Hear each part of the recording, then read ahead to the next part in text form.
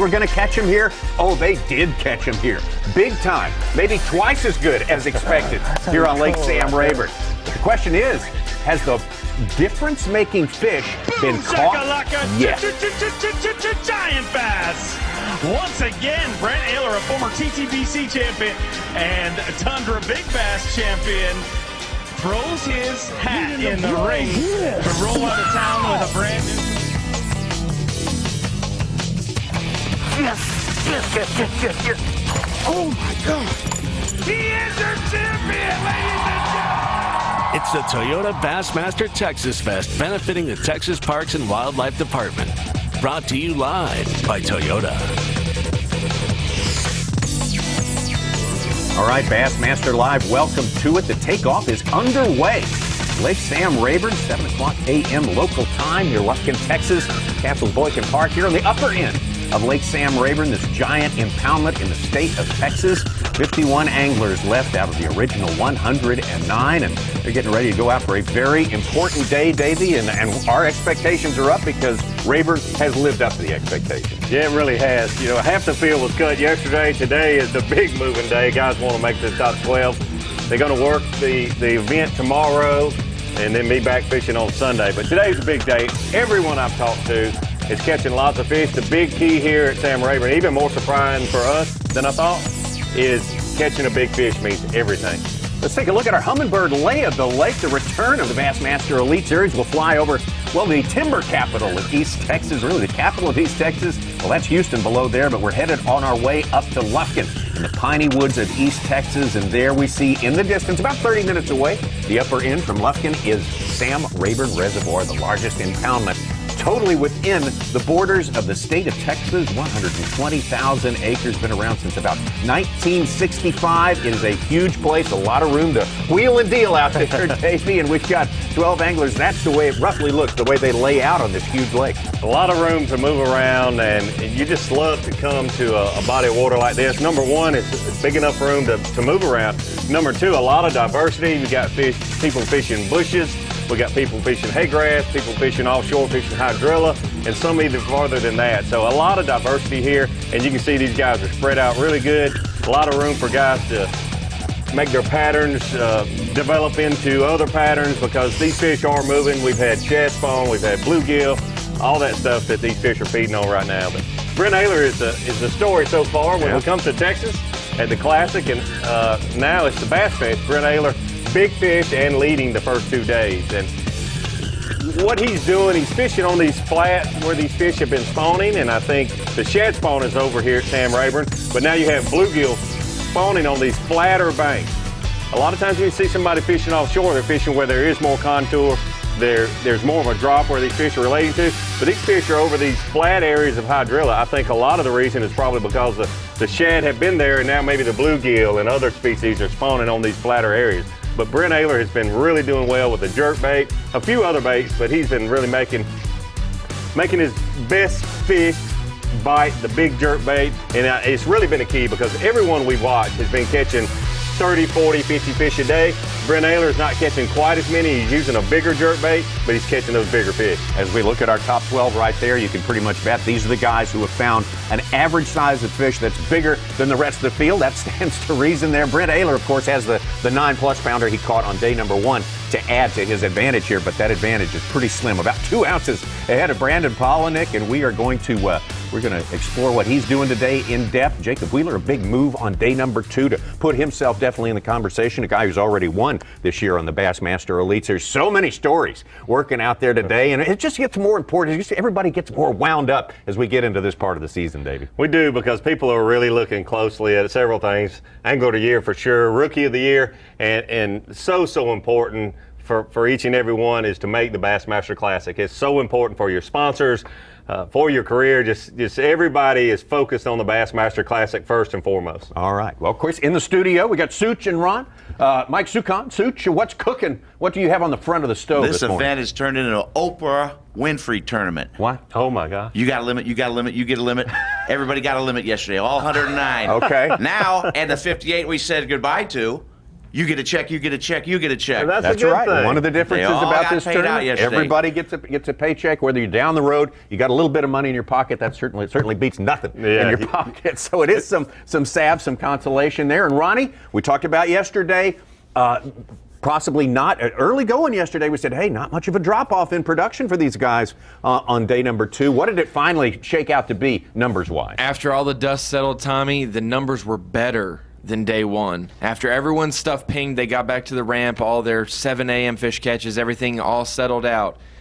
Yesterday was even better. 6 hours yesterday, we had over 100 fish catches, so it was very impressive. Almost every single hour was pretty identical, but day 2, so much better.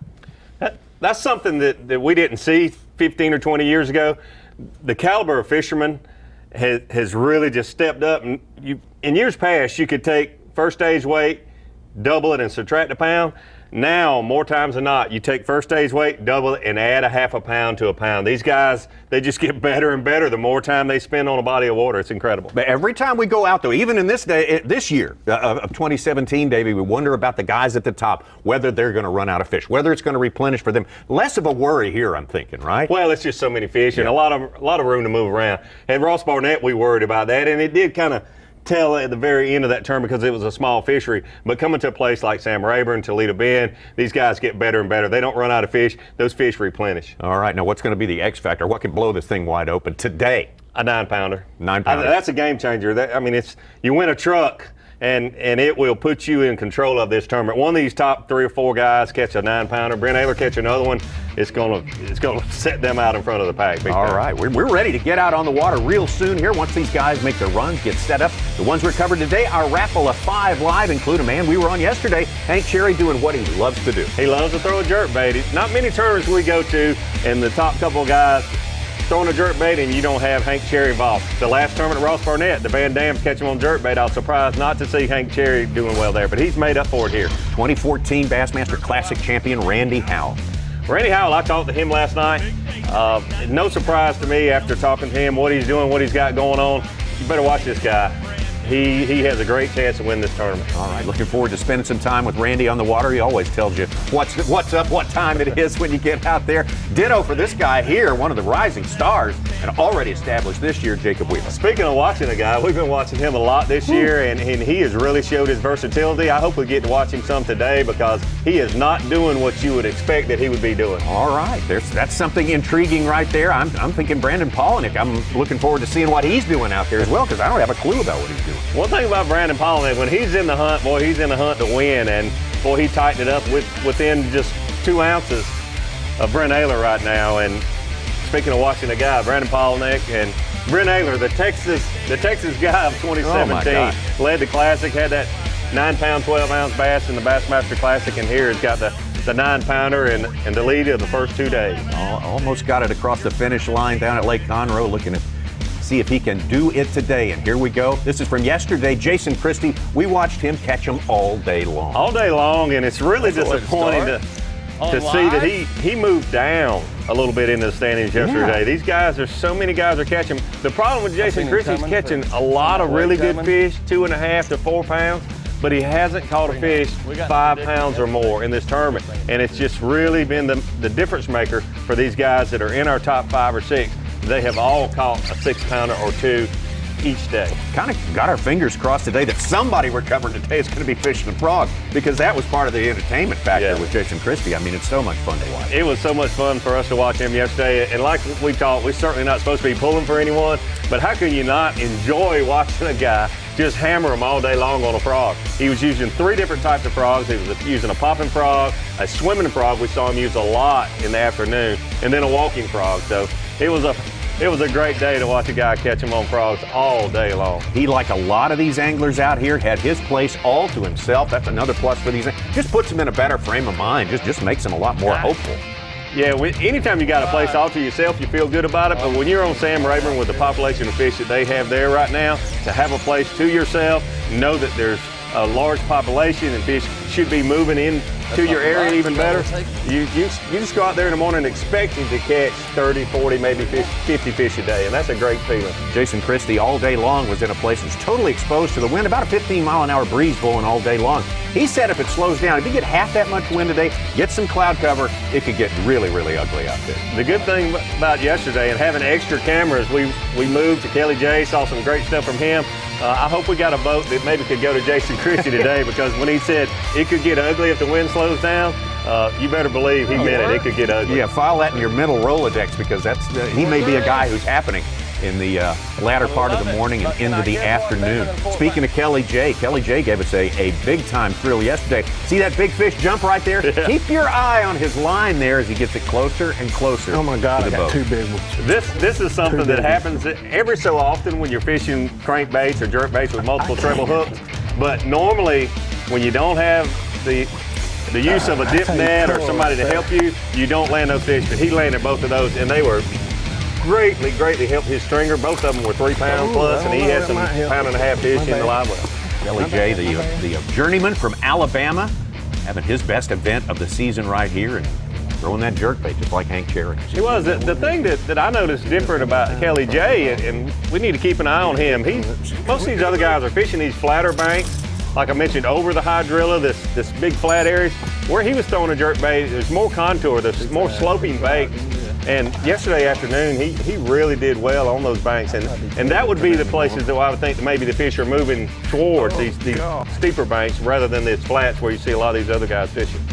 Again, you see Kelly J pretty much all by himself, much as Jason Christie was. Doing very well. 18 pounds and 8 ounces yesterday to keep himself in the top 12. Hank Cherry yesterday, good position going into the day, and as we say, doing exactly what he feels the most comfortable. What he loves to do, and we watched him a lot yesterday, and he caught so many fish. Unfortunately, the biggest fish that he saw yesterday was trying to eat a small bass that he had on his jerkbait 2 different times, he said. But he made a waypoint and came back there later, hooked a 4-pounder and lost it, but never had that big fish bite. That's probably, if I was Hank Cherry, where I would start this morning. I'd throw the biggest jerkbait in my box for sure. I don't know if it worked out that way. We were sort of speculating that he was on track for a 100 fish day. I haven't heard the official count for Hank Cherry's day to day, but he's got to do something to find something bigger. I mean, he's going through so many small fish. That's exactly right, Tom. And the leader yesterday, what a pleasure to watch him go to work early in the morning. The thing about Bryn Taylor, I talked to him, leader day 1, I talked to him that night, and he said, man, I had a 7 and a 9, and I didn't catch any big ones. I'm like, whoa. Well, what he meant, he only caught those 2 big ones, and the other 3 fish in his creel were all less than 3 pounds. So he was very concerned and thought maybe I just got lucky and kind of had those 2 big bites. Talking to him yesterday, he felt much more confident. He had one place that we were able to see him, I think it's this clip right here, where he caught a 5 and 2 4s in about 4 casts, making the exact same cast. So that's where I would start this morning if I was Bryn Taylor, and I think those fish are going to replenish for him. He was a little concerned about maybe running out of fish. I don't think so. I get the advantage of talking to different guys, and I don't think they're going away from Bryn Taylor. I think they are coming towards where he is fishing. He, for all his confident statements he makes, he also throws in a yes, but I might catch 12, I might do this, I might do the other. He seems to think that they're still a little confused out there as to what these fish are absolutely doing. Let's take you to the weigh-in yesterday. Look at some of the highlights of Hank Cherry right there. He did manage to knock out 18-11. These guys are bringing in fish that are over 21 inches long. That's they bring in 1 fish of that length. If they catch one of that length, the rest of it is a water release, a big difference for a regular stock and trade tournament. You know, normally when talented guys that have caught a lot of fish and taken a lot of pictures with them, they make the bass look bigger, but all these bass look smaller than they actually are. These fish have to be at least 21 inches, and most of these fish are 6+ pounds. The only one that sort of looked big, there's an 8-pounder, and that fish looks small. They're post-spawn, and they just don't look like those big fat Toledo bend pigs that a few of those that John Murray was able to catch. These fish are post-spawn, really healthy, and the way that they are just weighing these fish, the judge records it, release the fish. I think it's a great new concept. We got a production note for a weigh-in camera. Move up really, really close so you get that exaggerated forced perspective look on these fish like everyone takes a picture of in the boat.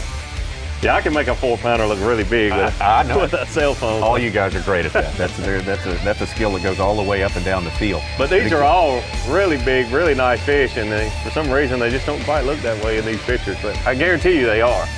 Again, just a select few caught them over 21 inches and were able to bring them in. The rest of those fish released right after they were caught out there on the water. So a lot of people very pleased with that. That's a great practice when it is practical and doable. It's a wonderful thing to be able to do. It is, and my hat's off to the judges. We talked about it just a little yesterday, but I don't think we can talk about it too much.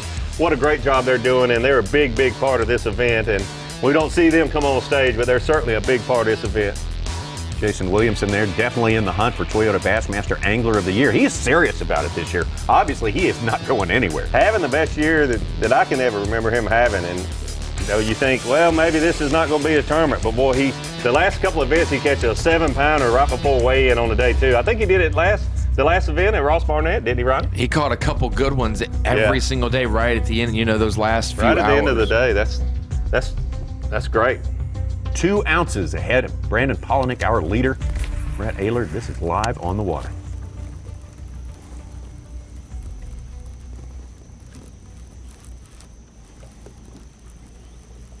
Brent, we are live. Give us a little game plan for day 3. Well, I'm hoping day 3 goes like day 1. Gonna kind of just rotate through a lot of the same stuff. I've only fished 1 or 2 spots, but I don't think that, I feel like I know where the bigger ones are at. I feel like I know where I can catch fish. I just don't know if I can go and catch big ones where, the massive fish are biting, but I'm just gonna rotate through everything. And, hopefully by the end of the day, I get 1 big one or, a couple just nice ones. I need 13 to make the cut, and I want 18 or 20 at minimum to be in the lead. I'd probably have to have over 20 to be in the lead, but really I'm just taking it day by day. So today is catch 13 and fish another day.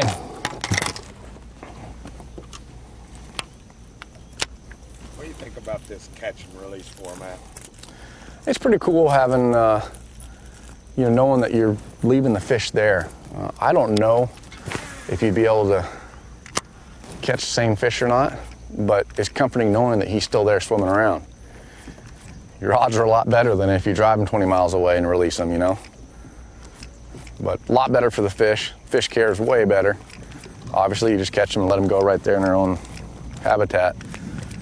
But it's pretty fun. I like it. It's a good change of pace. We noticed a few more boats out this morning. There's a ton of boats out today, more than with our 100 guys. It's crazy. There's places that I've not fished yet, looked at every time. Never seen a boat there. Today there's another place, there's 3, and no one's been in here with me other than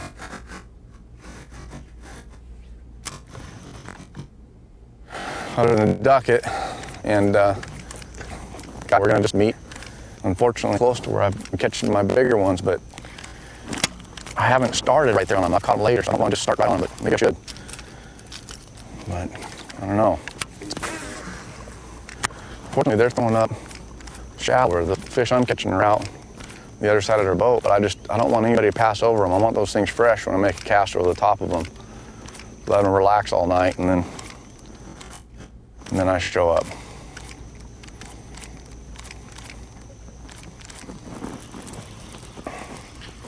This water's dirtier than it was yesterday. Good.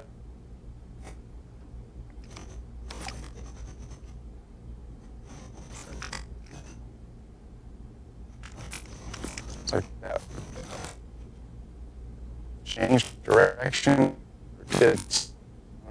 It's weird because it tint to it. Like one spot. I'm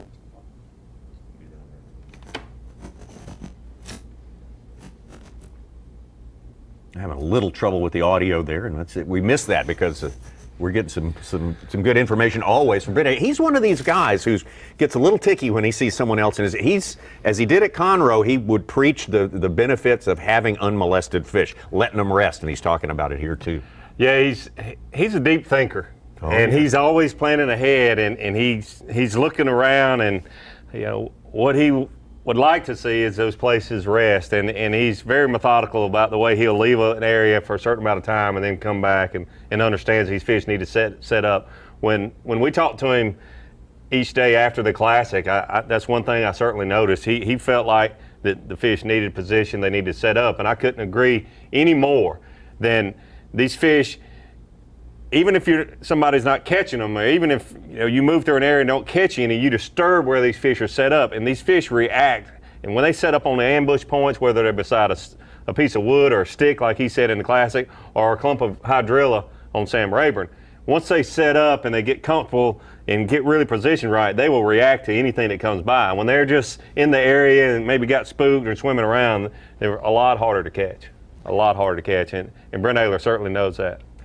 Well, this mid-season event is a sort of a hybrid between two very famous bass fishing, Bass-Fest from the Bassmaster Elite Series, and the Toyota Texas Classic with Bryn Taylor 2015 on Lake Fork. Watch this right here. Look out, I gotta come over here. Monster bass. Oh my goodness. Come here. Yeah! Look how big that is! Oh my goodness! Yes! Look at that fish, that thing is huge! Your 2015 Toyota Texas Bass Classic champion from Redlands, California, Bryn Taylor!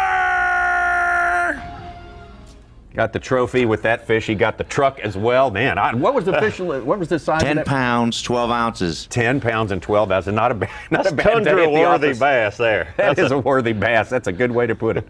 Tundra-worthy bass right there. Toyota Texas Bass Classic now turned into the Toyota Bassmaster. Texas Fest has been going on for a decade now, going all the way back to when it was a team tournament to start with. Kelly Jordan, one of the guys who really sort of put the ideas together to make it happen, and Terry Scroggins winning his team guys, Dave Lefebvre.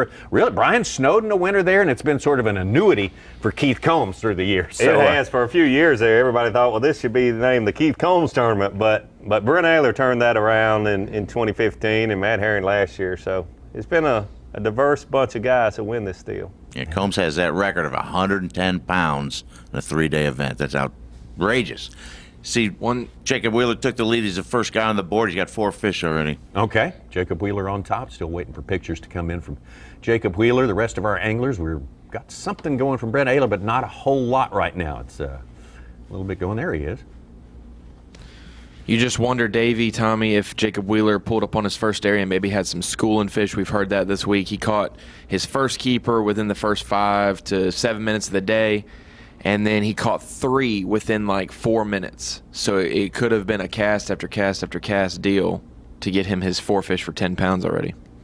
When I talked to him last night, he told me he caught 12 fish real fast. Wow. Like schooling. Yeah, I wish we had coverage where he's at. That certainly would have been fun to watch this morning, but not so lucky. Maybe a little later.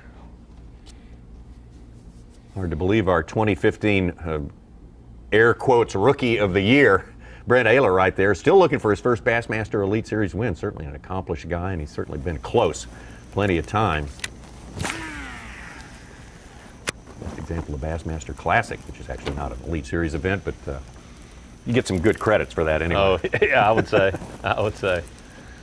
I like what he's doing this morning. We saw him throwing that bigger swim bait and hadn't seen him. I don't think he's been doing that, but that's just, I'm sure he put a lot of thought into how he would start this morning and has been hearing, I think all the guys have been talking to one another about how many fish they're catching. And Bryn Taylor from day one knew that the difference here would be a guy that could get that big bite or two, and he was certainly able to do that on day one. And a 9-pounder for one of the top 3 or 4 guys here will totally set them apart from the rest of the pack. Like we say, the difference maker may have already been caught. Yep. He is the big bass leader so far in this tournament with his efforts on day number 1 with a 9.2.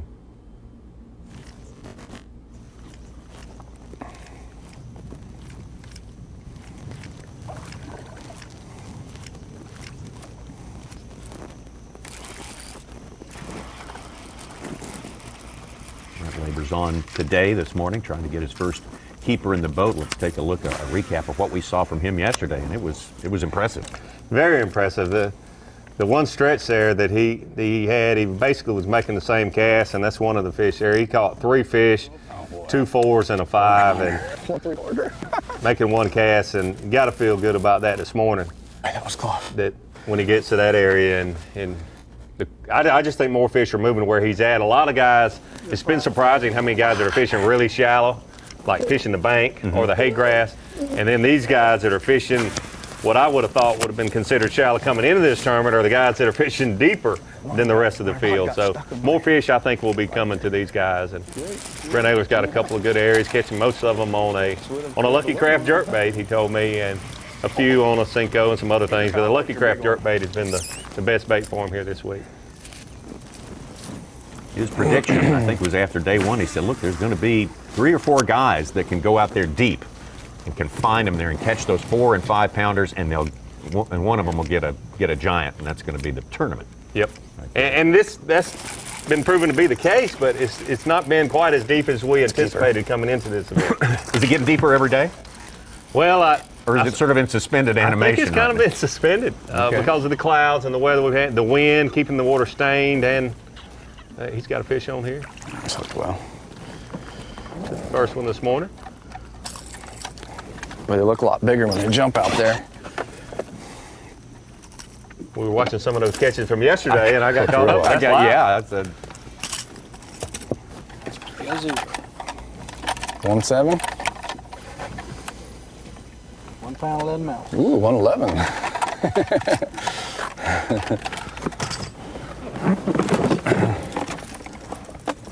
111, huh?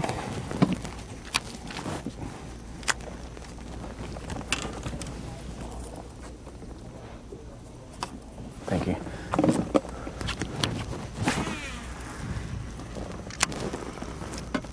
Every day it started like that. I catch a couple just, 1.7, 1.8, 1.11. And then at like 8 o'clock, you all of a sudden catch a 2, a 4, or whatever, it takes them a second to decide to bite.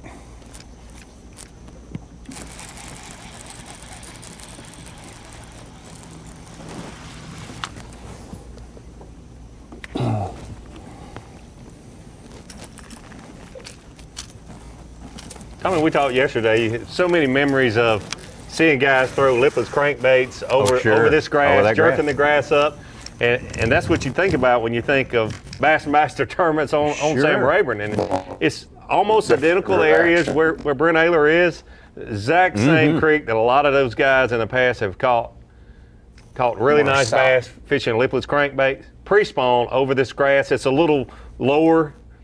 It's early in the year, hasn't grown up as much as it is now, and you have to use those baits to get down there and touch that grass. These guys are doing the exact same thing, post-spawn fish. The grass has grown up closer to the surface, and they're touching this grass, and you see them reel in pieces of grass, but very similar, just exact same areas, different baits.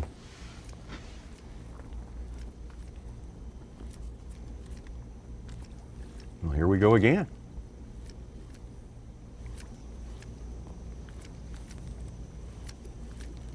Got to get a good look of his jerkbait right there. He said he really thinks the key to his success, we talked about this a little bit yesterday between you and I, is he's using a bigger jerkbait than a lot of these other guys. John Murray did the same thing at Toledo Bend, using a bigger bait than a lot of guys. John Murray caught a lot of his fish on a crankbait, but he caught some key fish on this bigger, I think the same Lucky Craft jerkbait, a 127 Lucky Craft. It's a bigger bait than we've seen these other guys throwing, and it's been helping him catch bigger fish. Again, this is the scheme here. They weigh that fish, and he is back in the water immediately. Unless he's over 21, then you have the option to take him on in and show him off at the weigh-in there. I know you were sort of kept wondering aloud what would happen if Hank Cherry, who was using a much smaller jerkbait yesterday, would just upgrade in size. Yep. Would his fish upgrade in size? Yep. Be interesting to see. Yeah. One thing that Brett mentioned earlier is it's great to think about with this catch and release format. Typically when you catch your quality fish, you take them 10, 20, 30 miles away to weigh in, and they take them out and release them. in that general area out in the middle of the lake or river, wherever you are. But for these fish to be released right where you caught them in a 4-day event, I got a chance to catch that fish again. That's right. That's a good feeling. Randy Howell pointed that out before the tournament started. He'd say, I got maybe that option ahead of me. So. Other than the 121-incher that you take in the weigh-in. So I'd like to have known if I was Bryn Taylor that I released that 9-pound 1-ounce bass right there and have had a chance to catch him again on Sunday. But only taking one in certainly has got to be better for your area than to have to take 5 per day. Absolutely. We had an Right. angler yesterday catch a 5-pounder that was 21 inches long, and he put it in his live well. Then he caught a 5.11, and it wasn't 21 inches long, and he had to throw it back even though it was bigger than the one in his live well because it wasn't 21. So it shows the different post-spawn, lengths or the skinniness or the different sizes a 5-pounder could come in that you can catch one almost a pound bigger, and you can't even keep it. What's that? Speaking of 5s, Dustin Connell just came on the Bass Track board with a 5.2. So maybe he'll be bringing that one in today. Maybe not. Must have found a hot tree, Tommy. Yeah, hot tree right there, Dustin Connell. Ronnie, you're talking about length and weight relationships there. If you look at the latest ShareLunker entries from the state of Texas, you can see that there's a 15-pounder. It's 25 inches long. A 13-pounder, 25. A 13-pounder, 25. And then there's a 13-pounder that's 28 inches long. So you get all sorts of configurations out there. I'd love to hook into that 28-inch 13-pounder maybe in like March, and it'd probably be like an 18-pounder or something. One way to find out, I just plant the floor, start screaming.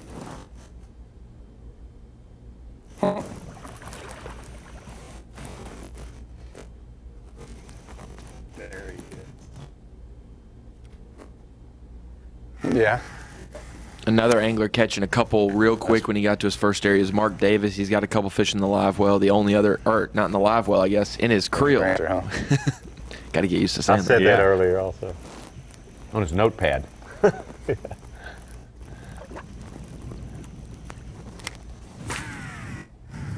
We had a notepad incident yesterday, didn't we? You were talking about? Yes. A cool story from the weigh-in yesterday. Well, cool because it worked out well, but Marty Robinson said he, at 2 o'clock, that he didn't have enough fish to make the cut, but he needed to come back, so he stopped at one last spot, caught 2 fish, enough to make the cut.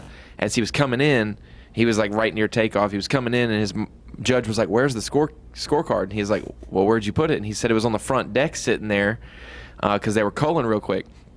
And it flew out of the boat, and Brandon Polinick's judge said, "Hey, your card flew out of the boat." They went back, and it was floating on Sam Rayburn, probably in the waves and the wind, and his scorecard was floating. I mean, I'm not sure whose responsibility is the scorecard and what would happen if it was lost. It is the judge's That'd be a great all day. question to get answered. I would say it's the angler's responsibility. Yeah, I would certainly think so. Ultimately. Yeah, I mean, I would think so. The angler still has a reason to be mad at the judge who left it at the hat blowing off place. I'm going to bet it's the angler's responsibility. Well, see, that's the same thing, though. The angler doesn't fill it out. He only signs it, and he doesn't weigh them. So the judge got possession. Judge has You can't put control that of it. responsibility on the judge. Hey, so. if it was me, I would make another scorecard and write my own weights down and have it in my go box just in case. And it would be almost like the same time you fill out the official one, your judge But that is wouldn't there. be official. Cooking Well, I know the it'd be books. it'd be a safety net. I don't think My Trip would recommendation is accept get the your safety phone net. out, take a picture of it after every entry. There you go. Then you got it timed and time stamped and everything. That'd be a great question to ask Trip Weldon. Well, that's the way it stands right now. Jacob Wheeler striking big time early on today, catching him early, taking over the lead, a 5-pound lead. Plus, over Brent Taylor. Polinick hanging in there where he was. Taylor with 1. Just getting started here, looking to get more of our anglers online and see exactly what's going on Rayburn. Take a quick break. We'll be right back. The Toyota Bassmaster Texas Fest, benefiting the Texas Parks and Wildlife Department, is brought to you by Berkeley, Hook, Humminbird, Mercury, Minn Kota, and by Nitro Boats. facts matter. All monofilament is not the same. Berkley is the strongest, smoothest, most dependable monofilament line in the world. Why would you risk your fishing trip to a line that's made who knows where just to save a buck? Berkley has been making and perfecting trilene in America for over 75 years. I spool nothing less than the best. That's Berkley trilene, and that is a fact. Champions aren't born, they're created.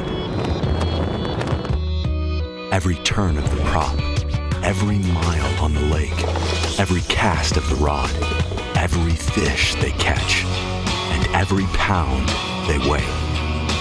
It builds who they are. It builds a legacy. Now for your 2016 Bassmaster Angler of the Year. Hey, thanks, Dave. Out of office? Oh, man. Hi, this is Skeet. Out of office? Dude, don't be mad because I thought of it. What? I gotta go. I got someone on the line. Go to teamgtfishing.com to check out my real job. We're supposed to be working. I am working. Is there a place where the underwater images are the clearest you've ever seen? We're seeing every fish, we're seeing every detail of structure, and where every bottom contour was visible, where whatever you wanted to see below the surface was real. Do you want to go? Structure Scan 3D is the future of fishing. We can show you how to find fish faster and catch fish in a way you've never experienced. Let's get them. The competition is fierce and the prizes are huge. The only thing missing is you. Fantasy Fishing presented by Toyota. Sign up for free and face fans from across the nation. Grand prize winner receives a Triton Yamaha package including a Triton 189 TRX. MSRP of $37,293. The classic and each individual elite event winner will receive $2,500 Bass Pro Shops gift cards, with the runner-up receiving a GoPro Hero 4 Black camera. Sign up and pick your team today at Bassmasterfantasy.com.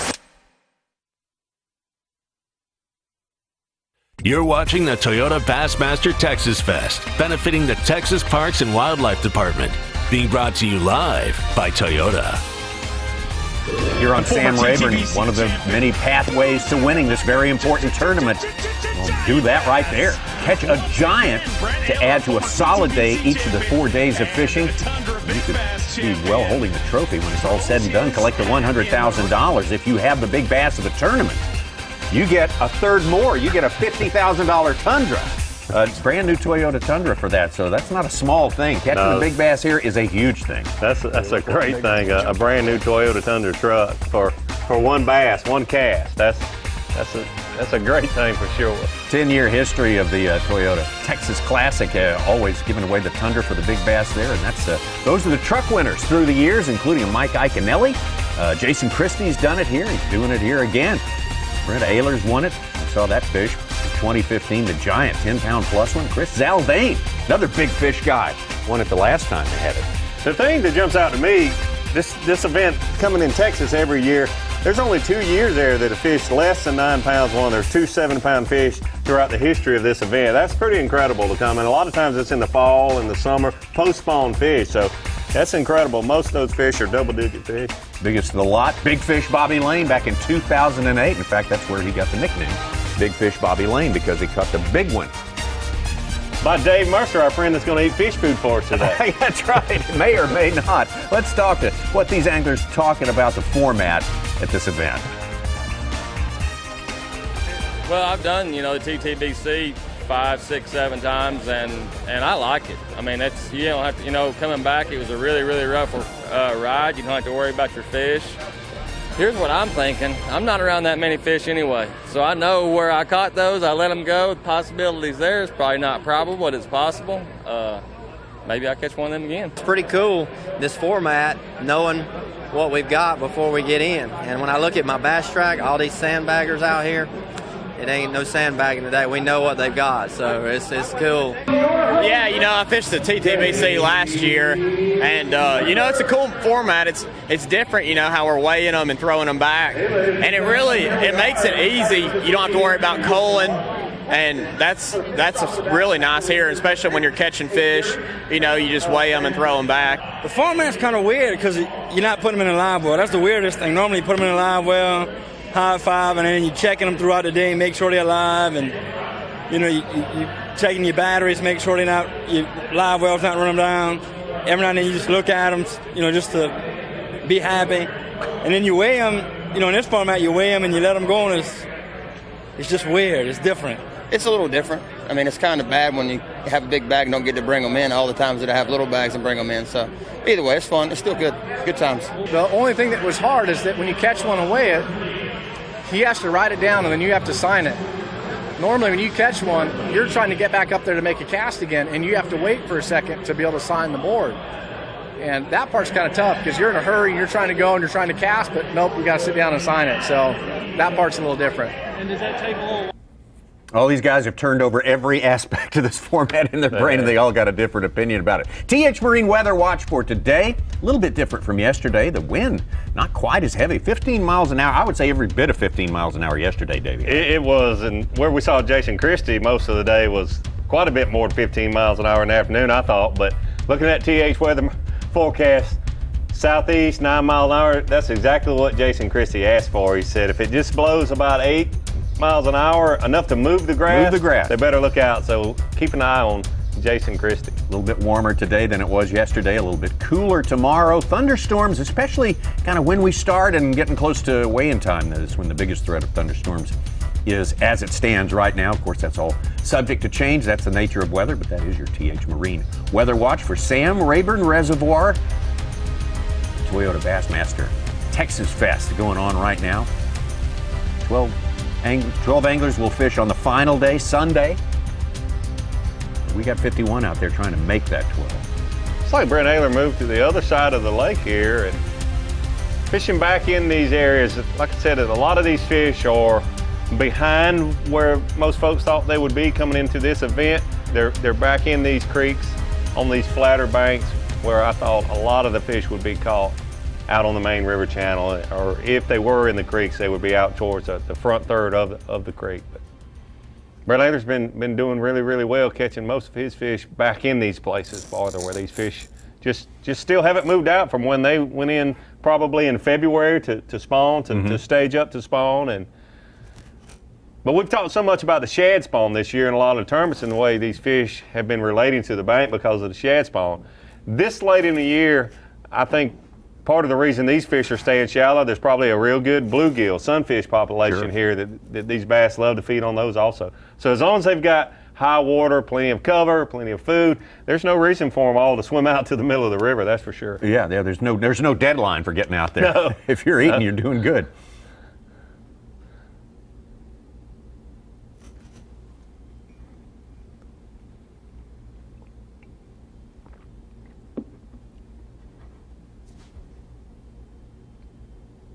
Brent mentioned that he's seeing a lot more boats this morning. You got to understand, if you're on Toledo Bend, Rayburn, wherever you on a Saturday, there's going to be some boats out there, something we always have to deal with. But it feels like Saturday today, but it's Friday. Geez, it is you're Friday. Right, you're it right. Is Friday. There's going to be more guys on Friday than Thursday. That's right. Yeah, it does feel that like much Saturday. Is true. Yeah, feels like Saturday. Imagine what it's going to look like on Sunday. The good thing, looking at that weather forecast on Sunday, thunderstorms probably keep a few of the guys off the water. That's a possibility there. Not our top 12. And one big thing Kevin Van Dam said in a story, I think with Steve Wright, was that there's a McDonald's Big Bass tournament over at Toledo Bend this weekend, and that's normally like 1,000 boats in those events. So. Yep, that's a blessing. Those events easily sometimes double that. I think. Yeah, they have tons of participants. Jumping in my ear. No, I've been at McDonald's for 2.5 years.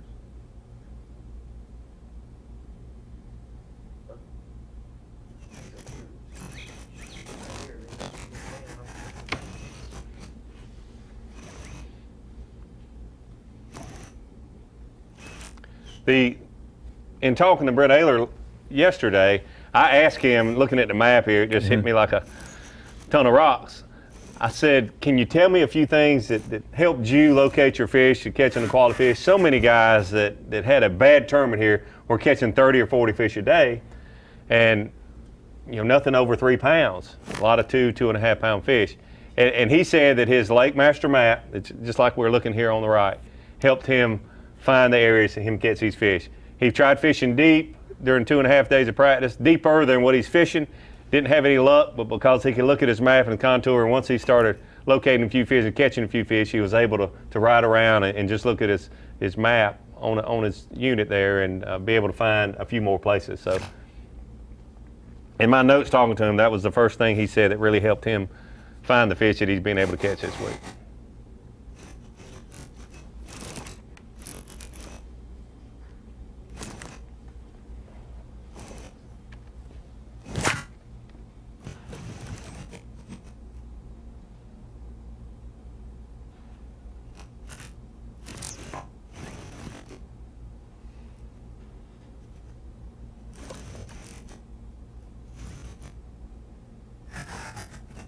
Looks like he's throwing that bigger swim bait again this morning. I like a guy that you might as well swim for the fence at least once in a while. Absolutely, right? Absolutely. And he's doing that more today. He's been using a few other baits other than the jerk bait, but I really like a guy that comes out throwing a bigger bait, whether it be a jig or what have you. He's swinging for the fence.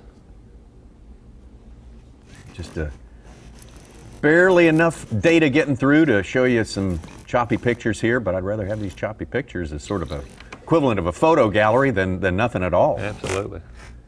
Again, Ehlers started with the lead today, 2 ounces ahead of Brandon Polinick, and that was erased pretty quickly. 4 fish from Jacob Wheeler, bumping up from 3rd place into the top spot right now with about a 6-pound advantage. So how many events have we talked about Jacob Wheeler leading this year? Toledo Bend, did we not? Toledo Bend. Cherokee won there. Rayburn, 3 out of 5. Yeah, 3 out of 5. He's been in the lead at some point, maybe not officially at the end of the day, but on Bass Track? Yeah. It's impressive. That's impressive. There's guys that go their whole career and don't lead 3 tournaments, let alone win them. And he's only won 1 at this point, but only 1 in his first full year. That sounds kind of crazy, but leading 3 of the 5 events, either at the end of one of the days or on Bass Track. It's got to be some kind of record, isn't it, Such? Well, pretty hard to research that. He's only 2:13 behind, so he's close enough. Well, and see, the thing is, though, remember, if we're talking about records, remember when Skeet started his year, the first 5 events, he had 5 top 5s in the first 5, what was it, 2010? That crazy. He won at Smith Mountain. And he won, Smith Mountain, and I think he won at Gunnersville or something. He had 2 wins and 2 seconds or something like.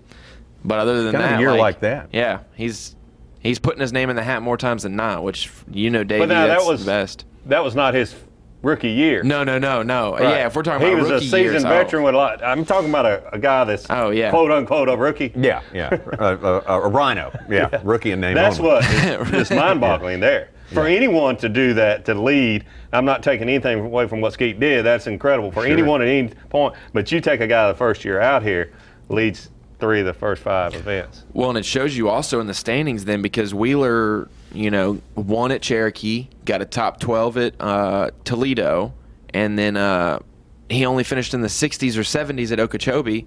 And I can't remember how he did at Ross Barnett off the top of my head, but he's in 3rd in points, just like 20, 25 points behind first. Yeah. He's been up and down, but he is right there on Christie and Defoe's More heels. up than down. Yeah. Yes. For sure.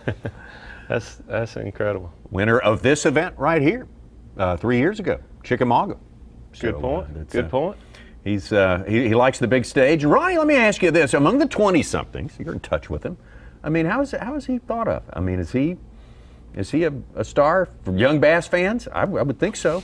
He's definitely someone that you should look up to for sure on fishing ability. Davey's mentioned it before, like when we're just talking, like no matter how much time people put in, how much studying they do, you can't deny natural fishing talent, and that's what Jacob Wheeler has. Jordan Lee has it as well. There's other guys that just have it where they can maybe put in less work than others and do just as well. Bryn Taylor's got a fish there. I'm Catch for Ayla right there. Ooh, that was close. The one to get you, the little one. Bryn Taylor saying the little ones will get head you. and face. Sure will.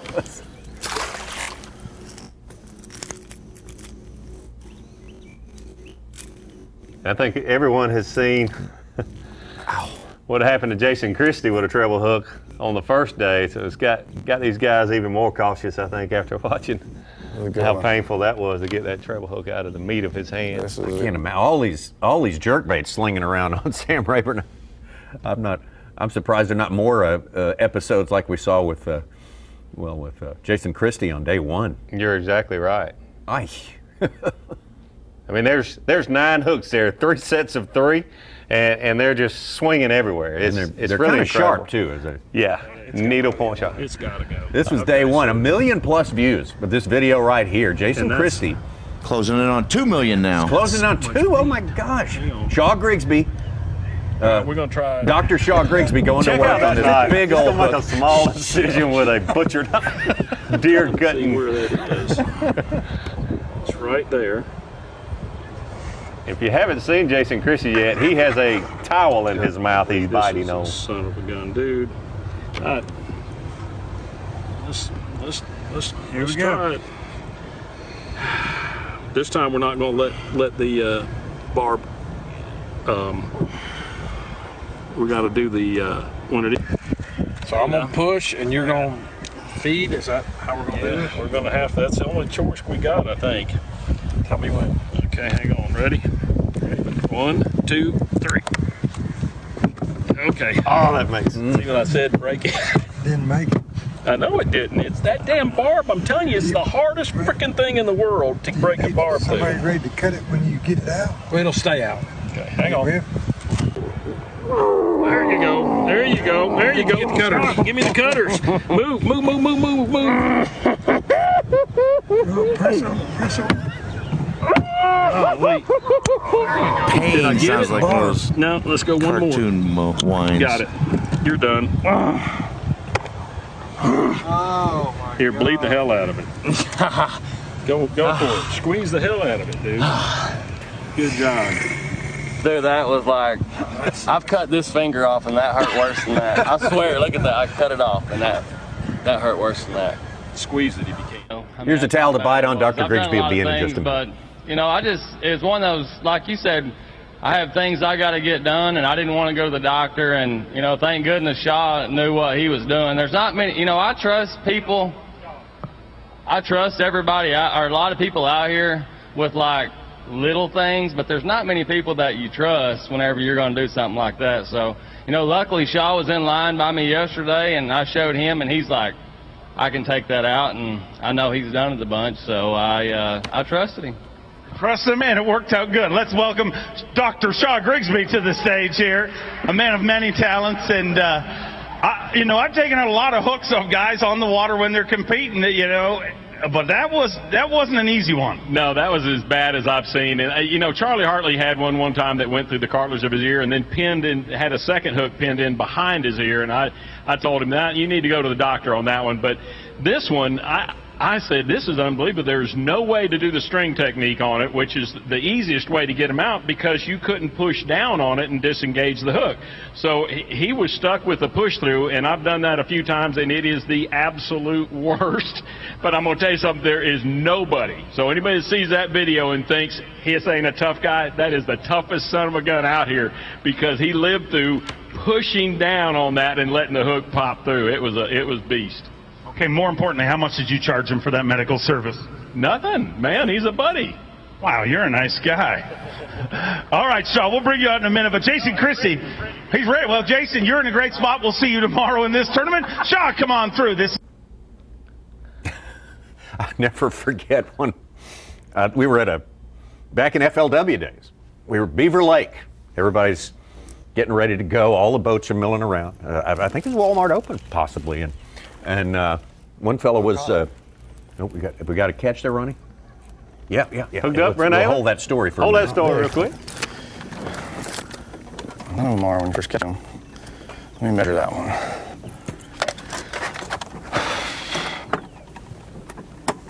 Be close here.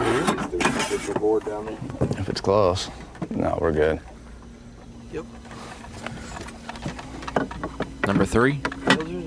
Number No, 3? number 2. No, that second one was not a keeper. Yeah, That's just number 2. So much bigger. 1 pound, 6 ounces. Yep, 1.6. He's got 3 pounds and 1 ounce now. 2 keepers. Put that one on a vibrating jig. And mixing it up. He did that yesterday. He caught 3 or 4 1 to 2 pounders, and then he put it on them. So, like you said, he didn't start on his juice. He worked his way to it, and then he started catching the big ones. These cloudy mornings, Hank Cherry mentioned, I think these guys the jerkbait bite gets better as that sun gets a little higher in the sky, and maybe a few of these clouds go away.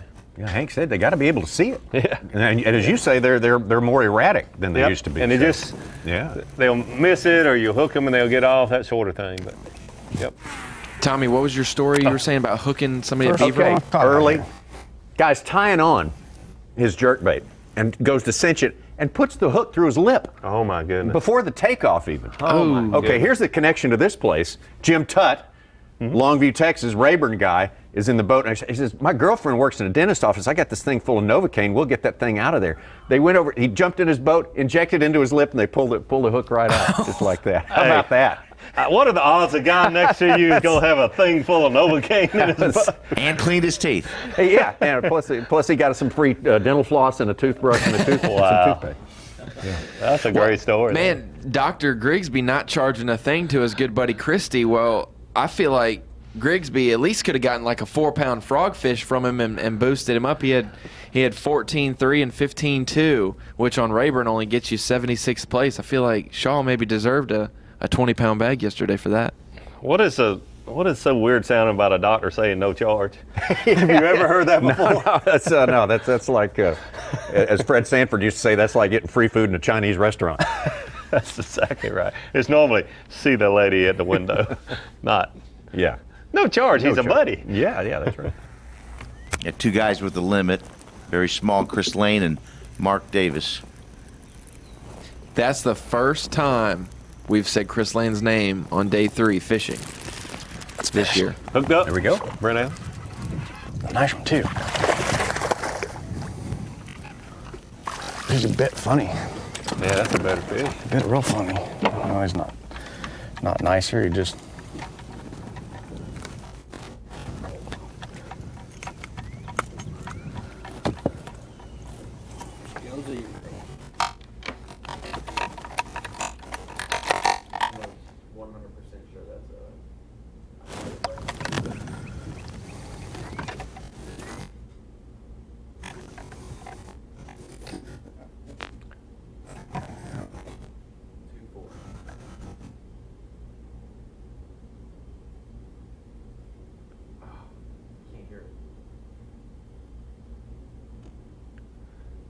Showing, can't see the picture real well there, but it is a bladed jig. Bryn Taylor runs with B height quite a bit. You know he's going to have a green pumpkin and bladed jig on, and that's a green pumpkin. Looks like he's dyed the trailer. Tail chartreuse. Zaco trailer. On it.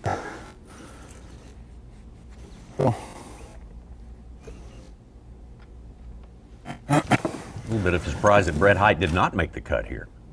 Yeah, that is. I figured there'd be a fish or two for a guy who was out there with his chatterbait. 58 for Brett Height. 58th. He had 31.5 pounds. That's a great basically. trailer vibrating jig.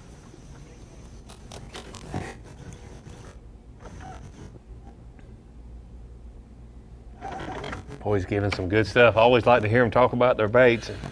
Just can't quite hear it all.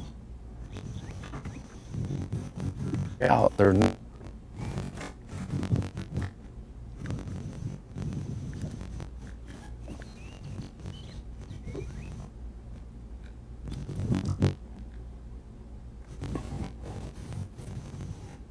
That bait has a plastic little keeper up top, but he's putting some super glue on there to help hold it on.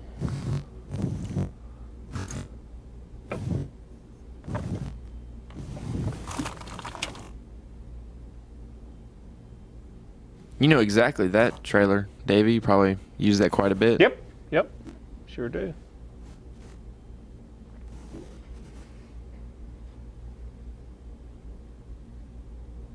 And I like to put a little chartreuse on there. Mimics a bluegill just really, really well with that little faint bit of chartreuse on the tail.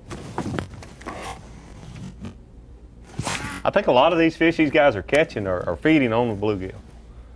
And that's certainly what he's trying to mimic there with that setup.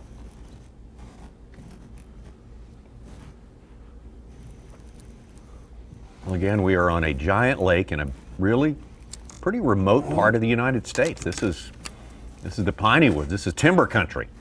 This is so much timber company land, Forest Service land surrounding this place, and so little in the way of infrastructure, cell towers, which is what we use to bring you these pictures. So,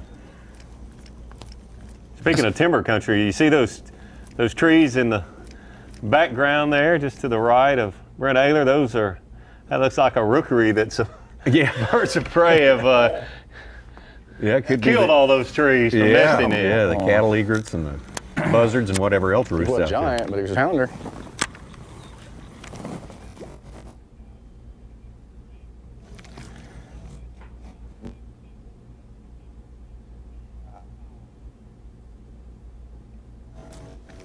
Let me get it back to the... We're always looking to catch a break, get some better pictures for you. Sometimes in the afternoon, it's a lot better than it is in the morning. We got some afternoon Bassmaster Live for you, that is for sure. We will kick it up at 12:30 Eastern Time, 11:30 local time here in Lufkin, Texas, and give you 3 hours of Bassmaster Live. You'll see within an hour of the weigh-in. Weigh-in at 4:30 after that. 4:30 Central, 5:30 Eastern Time. So that's our schedule for today. We're going to take a quick break, and we'll be right back out to Lake Sam Rayburn. So don't go away.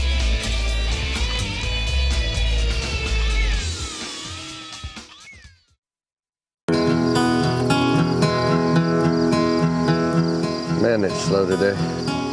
Yep. Mom, I caught a fish. Good job, sweetie. Hey, what kind of lure is that? It's a Livingston. They have electronic bait fish sounds that activate as soon as they hit the water. Easiest way to catch a fish. Hey, thanks.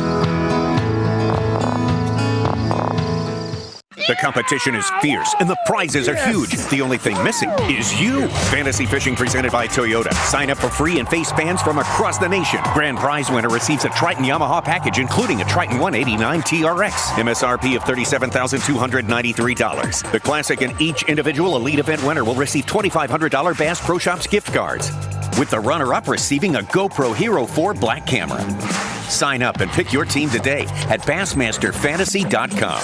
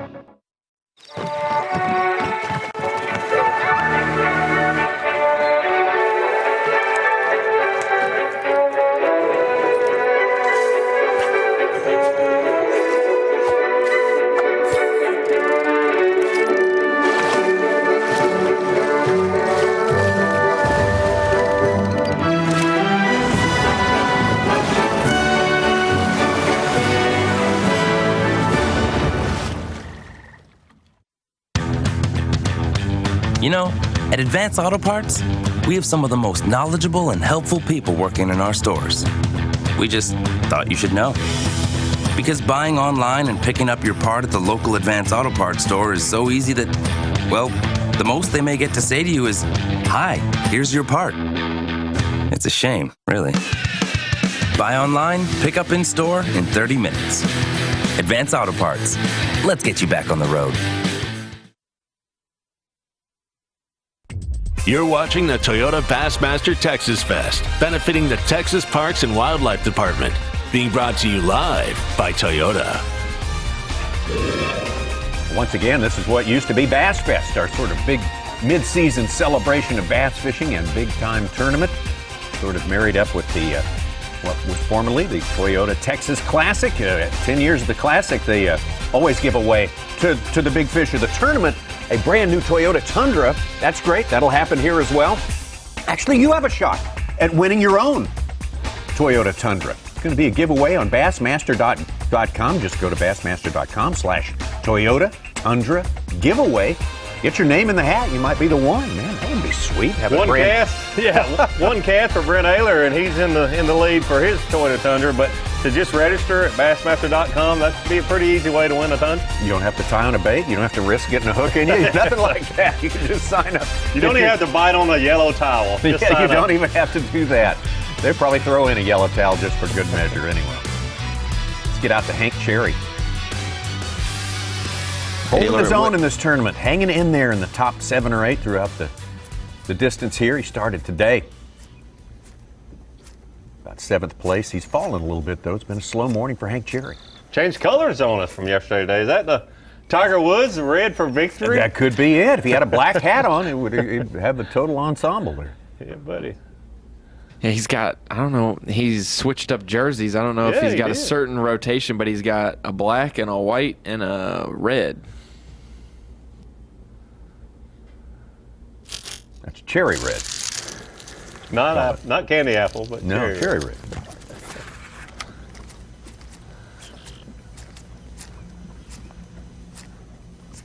Well, it was fun watching him yesterday, catching lots and lots of fish. Oh my gosh.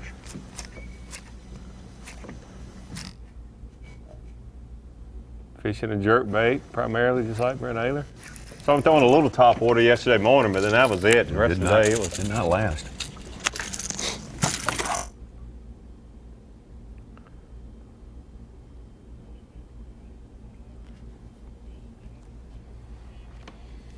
We got Davey Height sitting here, for goodness sakes. Come on, let's get some questions going. Join the conversation yourself. #BassLive. Well, when we struggle for coverage like this, I certainly appreciate the question. That's right. #BassLive. And Such and Ronnie, y'all relay them to us. I got one right now from Brantley Salter. Will the more stained water help or hurt Bryn Taylor? Well, I would think that stained water is certainly not something that Bryn Taylor wants to see because he's been catching most of his fish on a jerkbait. I would adapt a little bit if that water is stained quite a bit and throw the vibrating jig more than maybe he has in the past and Texas rig like he was doing a little yesterday. But if I was in that same area and I fished the same area that we see Bryn Taylor in and catching my bigger fish, catching 9-pounders and 5-pounders, I wouldn't want to see that water stain because I think it'll really adversely affect his jerkbait. Got a quick story about that big fish Bryn Taylor shared with me last night. That 9-pound, 1-ounce bass, he had a fish swirl at his bait fairly close to the boat. So he made a very short cast, 20 feet, which is a very short cast, just past where he saw a swirl. Didn't see the fish and didn't really see anything. So made just a 20-foot cast, jerked the bait down, but because it's such a short cast, he could still see the bait, and he stopped it at about that same range. Certainly no way of knowing if it was the same fish or not, but he just paused his bait, and he said out of nowhere he saw this 9-pound, 1-ounce bass appear right behind the bait, and instead of like biting and going away, it just opened its mouth and his whole jerkbait disappeared. Wow. Now, you talking about some fun stuff to see. I said, you might have just saw a Toyota Tundra go in that fish's mouth. He said, yeah, and I'm glad it was my jerkbait, but with 9 hooks. But to see, he saw that fish bite 10 feet away. Wow. That's amazing. It's always special to catch a 9-pounder, but when you see it bite. He's hooked up here. Yeah.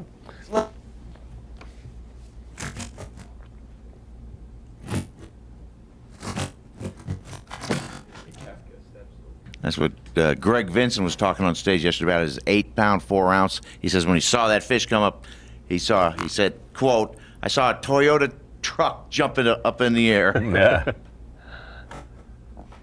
But he didn't quite get it. That was a Tacoma fish. Yeah, not the Tundra.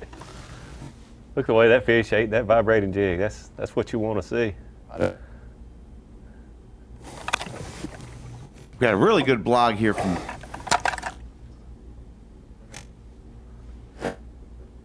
great blog from Craig Lamb on Bobby Lane. He is now limited in 43 consecutive elite events, 4th best of all time. He's the only angler in elite history to limit every day of competition for an entire season more than once. KVD has a record of 57 in a row. Wow. And Lane I think is second with 47. Ike's got third with 46. Lane has 47. Had 47. And I think Bradley Roy's streak of like 50 or 51 ended at Toledo Bend when he came in with 4 fish on day 2 and missed the cut. Yep, I remember you. He had telling us 51 that. or something like that. David, we also have a question. I don't know if you know this answer, but Branson Phillips wanted to know if the jerk baits that these guys are throwing, are they floating jerk baits or ones that suspend? These are suspending or even sinking jerk baits. I talked to one of the guys, and when I talk to these guys while the tournament's still going on, I have to be, I guess a little gray about naming certain baits, but one guy I talked to in particular said his jerk bait was sinking. So I think we're talking about suspending or sinking jerk baits, not floating jerk baits.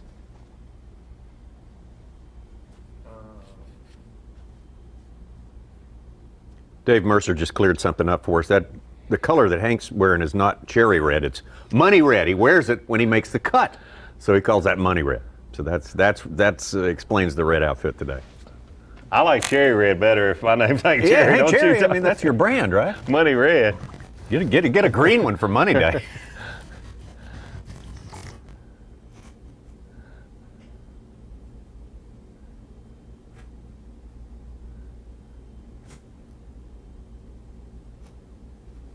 Heck, if it's money red, I think I'd wear it every day. Yeah. Not wait till, every day should be a money Let's be day. honest about it. That's right.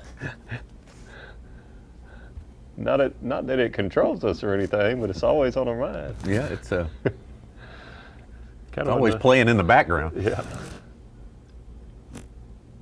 Especially at this event where every angler here goes home with a check. You should wear money red every day. You just wear all your money clothes.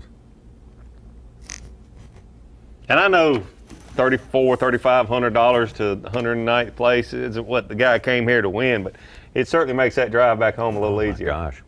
It certainly does.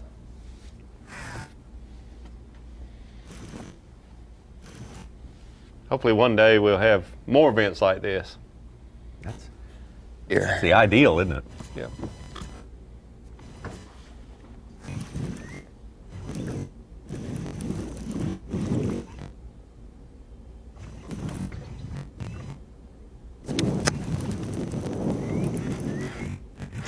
Ronnie, you talk about fish catches and hour by hour, you keep up with that stuff, and it's really fascinating. And the first hour or two is always the best hours, but it's ironic that the guys that we've been watching, our leaders and Jason Christie and Hank Cherry, it seems like they actually have been catching more fish, unlike most of the field, but they've been really catching more fish once the sun got up and mid-morning on. For sure, from day 1 to day 2, in the similarities, we had 166 catches on day 1 in the first hour, 167 first hour yesterday. So 1 fish difference, which is impressive. And then the hour 2 by far has been the best both days, and that was 218 fish caught and 222 fish caught. And now these are the ones that are getting weighed. So now this doesn't even account for ones that are 12 inches or 10 inches that they don't even measure or check. Just the ones that are keepers. So shows the pure amount of them.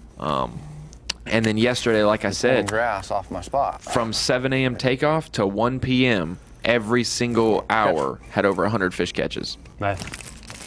Hope Bryn Taylor's hooked up. Yeah, one there. Good one. Good Lord, huh? Oh, that's a big one. Big one.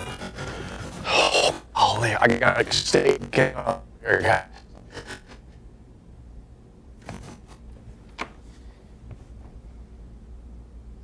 That looked like a really big fish. It did. Stay on.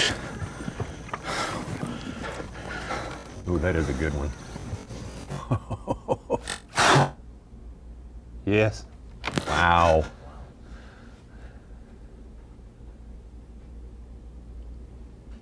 Look at Paul being over here.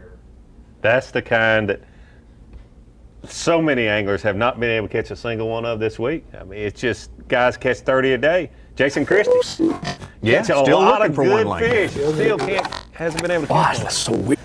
A lot of stories on the weigh-in for a stage second. yesterday. Never got into a big fish. Hackney. A lot of guys you expect to make the cut didn't. How much did we hear that? We couldn't hear it, and we didn't have a shot of the the scale scales either. either. We gotta get that shot. Oh, he's going to see if he's 21 to take him in.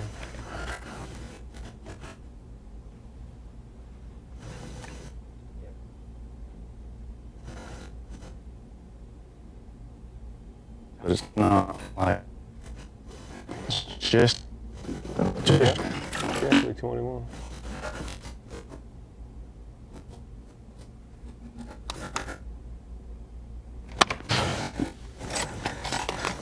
I can't believe there's every bad.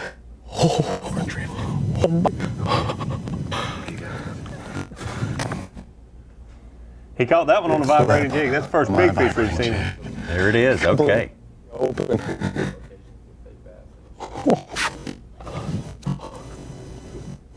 Oh my goodness.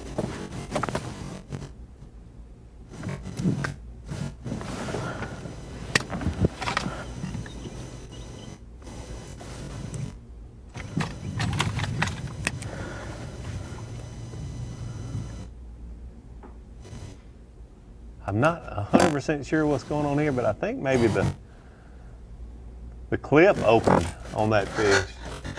That's what he was showing. That's what it was. That's what it looked like. Yeah, the little snapper. Yeah. 5'10". 5'10". 5'10". Baffled. Thanks I mean, for I'm that not- shot. Just like the previous days you mentioned earlier, Ronnie. So, His 111, limit fish. 1.6, 2.1, 110, and then absolutely. booyah, 5'10". Back in the lead. Saw. His limit now, yeah. That's a way to end your limit for the morning.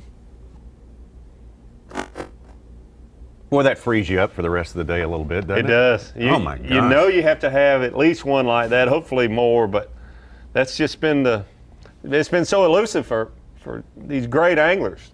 Some guys that didn't make the cut that normally you would expect and see them fishing on day 3, that catching 30 and 40 bass a day and never catch one that big.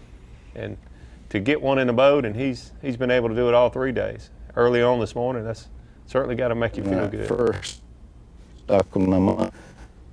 I mean, there's no doubt. We had a fan Far ask, out. Tommy, you might know this, but A 5'5". has anyone won the truck and not made the final day cut or not made the cut? I know obviously there's don't know that. 109. That's a great question. But gosh, it didn't even occur to me. If you figure if someone catches a 10-pounder or, that they made the cut, but in some of those events, it took a lot of weight to make a cut. Obviously the cut's a little different, I believe. With 109 guys, it's a lot easier to probably catch a big fish and miss the cut. But obviously our guy who's leading it here, actually like the 4 biggest fish, everyone's fishing. So I think Ayler's 9+ pounder, Vincent had an 8 3/4, Mark Davis did as well, and then Jeff Creed had an 8+ yesterday. So I'd say Mercer would be. We'll ask Mercer. He'd know. yeah, for sure. I'd say that has happened. Especially there were 2 7-pounders in there. You could catch a 7-pounder and not make the cut. Mercer would be the best source, so you're right. Yeah, he would know. We'll hear from him in a bit, I bet. Well, and you wonder how much in those tournaments where 7s were the biggest fish, how important they were if they were the biggest fish. Obviously it didn't seem like there was a bunch of, 6s and 7s then probably maybe. Yeah, big fish in the tournament is always a very important fish. That's crazy. But that was a good question from Mark Beach. Yep. Yeah. That is a good question.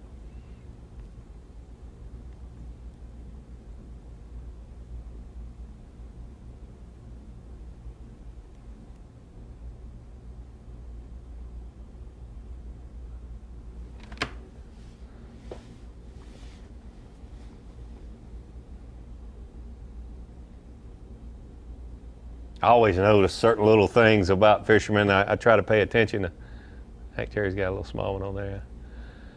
Exactly what they're doing. The way that Hank Cherry throws that jerkbait, sidearm is just, it's really. And he loves stiff to do on it. too. He doesn't, I don't want to fish a team tournament with him because he throws a jerkbait, he throws a sidearm like that. It wouldn't be any fun standing behind him or in an 18-foot boat for sure. But yeah, that's, you hear Zona talking about fishing. And of course, you could talk about it too, fishing with Van Dam. We've got about 8 feet of line out in a big old jerkbait and just winging it out there. That's from all different directions. Oh my God! At least with Cherry, he's consistent and you know where to dodge. You're right. Van Dam swings them from every direction. Keeps you on your toes. Yeah. You're not Make gonna, sure you stay on the back of the boat there, boy. You're not gonna let your mind wander off.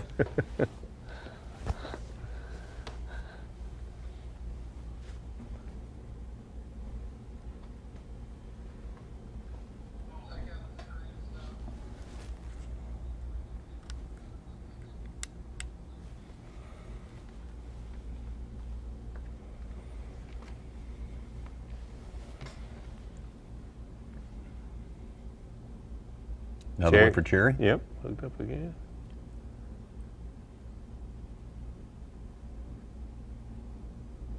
Well, this is like a replay of yesterday, It sure is. I mean, it's like a good day brim fishing. But then, Let me see your board. I'm pretty sure you're gonna make it.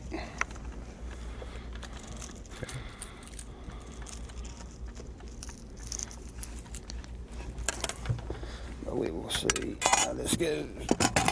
Dive it.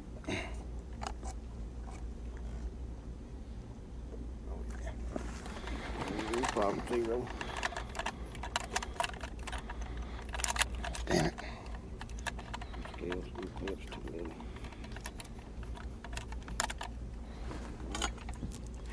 Zero going away. 1-6. Good.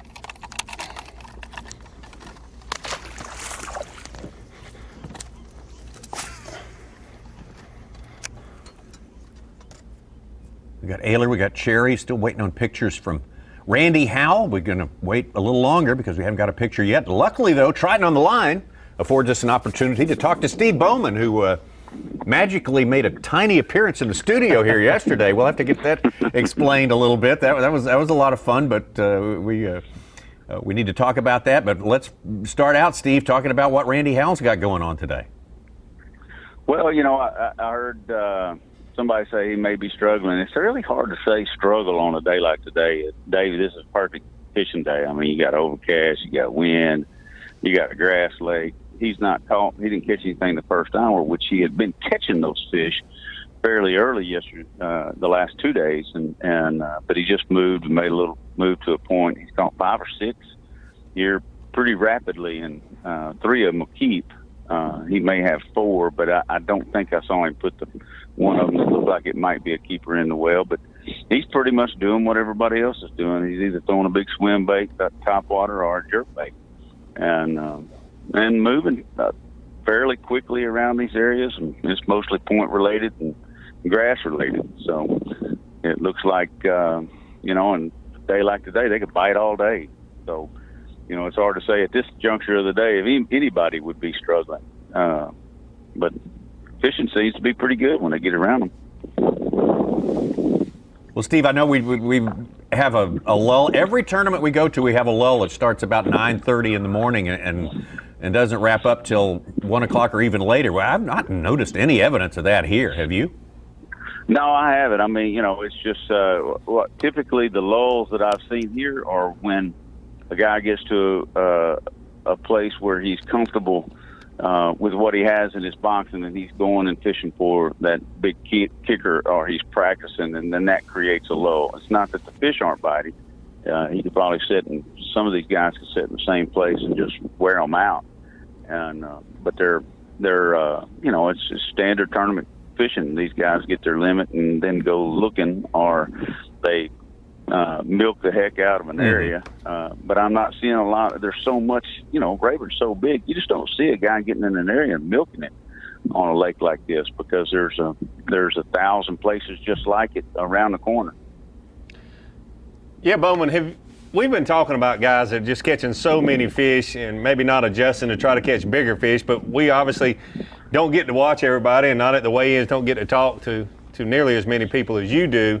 Are there a lot of guys that are trying to adjust or did try to adjust and maybe change baits or change areas to catch a bigger fish and just weren't able to do so? I think so, and I've not talked to them all. I followed Christie on day one, and I watched him adjust, sometimes cast to cast.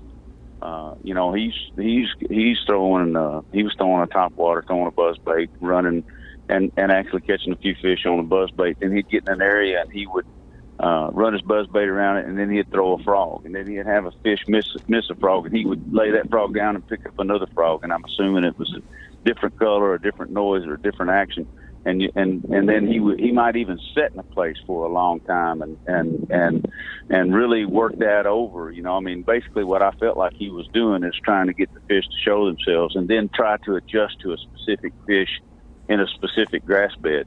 But I know that some of these other guys, like I think Ayler is throwing a little bit bigger of a bait, but most of these guys, I don't have enough knowledge to say they're all adjusting. But, I feel like everybody that I'm seeing, and Dave, you can probably explain this better, they're fishing. It's not like they've got a one rod deal on their deck and they're out here and they're saying make it or break it with this deal. They're actually, fishing where you get to a place and you're doing what that place will bear, what that place will allow you to do, and what the fish will allow you to do. So I see a lot of guys that even off in the distance, when they, we're constantly watching because they go to the marshal or to the judge and weigh their fish. So when a guy goes down to the deck, we makes our head turn, but he'll be swapping rods. So in my mind, that's an adjustment, but it's also just hey, I've got to change my presentation, or I've got to change a bait right here for the next 20 yards because this grass is shallower, or this grass is deeper, or this point is going to be more suitable for this bait, that kind of thing. So I'm seeing those adjustments, but I'm not sure that they're the kind of adjustments that you're talking about. Okay. That's good stuff. Steve, I got to ask you about your appearance yesterday in the studio. Usually you're down there for the duration, but we were about halfway through Bassmaster Live yesterday, and in the shadows off the set, I see an imposing figure in an official Pulaski County Auxiliary Sheriff's uniform right there with the Texas Ranger style hat and everything. And lo and behold, it was you, having come back to your hometown. But there was a reason for that. You were brought back into town, and there's a picture of it right there. The medal. Is it the Medal of Merit? Is that what it's called, Steve? Yeah, I was able to keep some.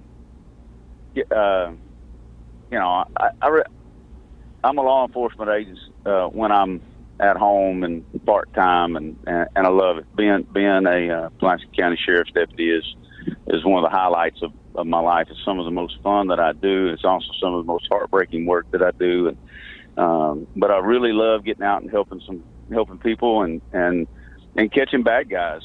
And last year at some point in time, we had a boat that was sunk and some guys in peril, and I was able to get the boat out of the water and get them out of I guess out of trouble. It was really not that big of a deal, but it's not anything that we don't see our elite guys do on a regular basis. But I serve on the water patrol and a couple of other things, and we just happened to be at home and actually be able to be in the right place at the right time and knew what to do. So, so they pin a little medal on you and say congratulations, and I'm like, wow, it was a neat honor, and I was glad to achieve it, but it's not nearly the honor of just being able to wear the uniform with some of the most incredible people in the world who do that every day. They're out there. I know it sounds a little bit crazy, but they're out there fighting crime right now, and I'm over here watching Randy Howe throw a jerkbait. Well, variety is the spice of life, but like you say, it's I'm sure it's your passion and it's your job, but boy, some of the things you have to go and do are not the most glamorous things on earth, right? Right. I mean, there's nothing glamorous about Randy Howe on a jerk bait. Wait a minute. No, that's not what I'm talking about. I'm joking. I know what you mean. I know it. Good one, Bowman. No, you get your knees dirty and your elbows scraped up, and you get cursed at, and you get misunderstood and all that when you got a uniform on, and all you're trying to do is to really protect and serve. But hey, that's what happens when you put the uniform on. That was one of the first lessons they said. If you're not comfortable getting cussed at, you need to go ahead and get out of the police academy right now. So, and most of them, most of them are type A personalities, and they have some of them have a difficult time with that. And I certainly do around the office, but when I got my uniform on, you just got to suck it up. Oh, man. Well, thank you for all that you do, and I know your peers really did a nice thing for you, and thanking you for your efforts above and beyond the call of duty, and you always go above and beyond the call of duty with us. Steve Bowman out there with Randy Howell, and we'll be checking back with Steve Bowman, I'm sure, probably today, and certainly throughout the rest of the tournament here. Let's go to a break, but first, throw this out there for you. Dick Cepek, Tires and Wheels, Bassmaster Elite Series Trivia. I guess I'm just going to have to think up a question What here. You got for us, Suit? Suit, you got one? Got one for us? I'm working it up, trying. Okay. We usually have a big billboard that says what the question is and everything, and I know we're having a little bit of a technical difficulty today, but let's see if we can. There it is right there. All right. Who helped Ray Scott make his 1967 All-American Invitational Bass Tournament a success by increasing the entries? The number of people entered? Yes, the number of people. He recruited a lot more guys to enter. Stan Sloan, one of the early pioneers of bass fishing, Clyde Harbin Sr., Bill Dance, or Bob Cobb from the media side. Which one of those, A, B, C, or D, did the job and really put it on the map? We'll take a break. Facts matter. All monofilament is not the same. Berkley is the strongest, smoothest, most dependable monofilament line in the world. Why would you risk your fishing trip to a line that's made who knows where just to save a buck? Berkley has been making and perfecting Trilene in America for over 75 years. I spool nothing less than the best. That's Berkley Trilene, and that is a fact. Champions aren't born, they're created. Every turn of the prop, every mile on the lake, every cast of the rod, every fish they catch, and every pound they weigh. It builds who they are. It builds a legacy. Now for your 2016 Bassmaster Angler of the Year.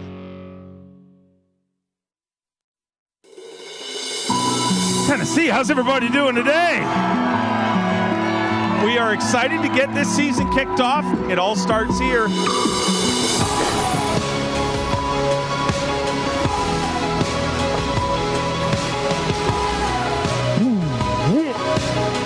Yeah, that's what I'm talking about. Stay down.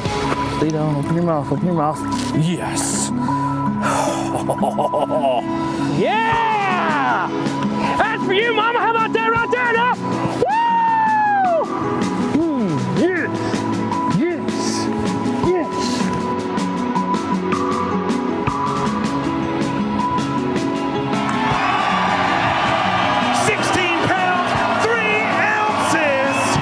Bassmaster Elite Series champion, Jacob Wheeler.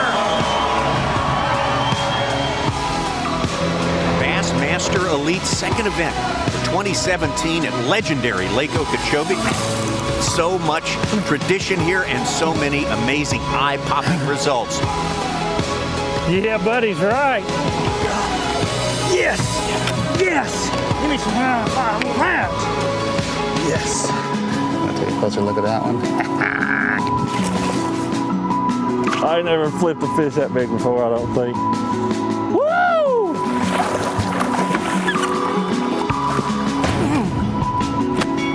Stay hooked. All right.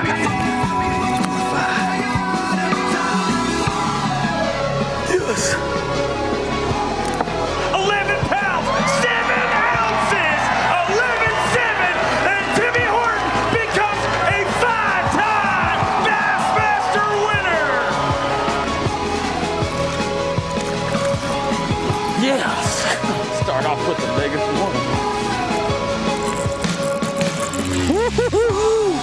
Woo! That's what we're doing here. Yep. We're getting right today, boy.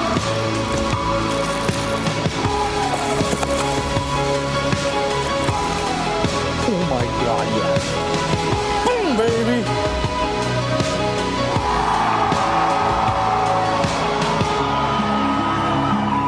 Boom shakalaka, giant bass.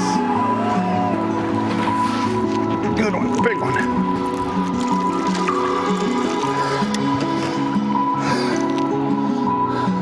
The 2017 Bassmaster Elite Series Toledo Bend champion, John Murray.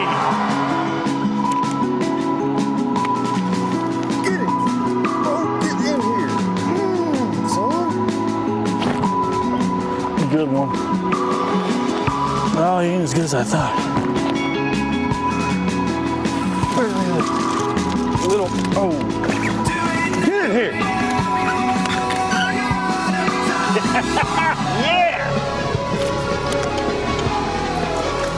Yes!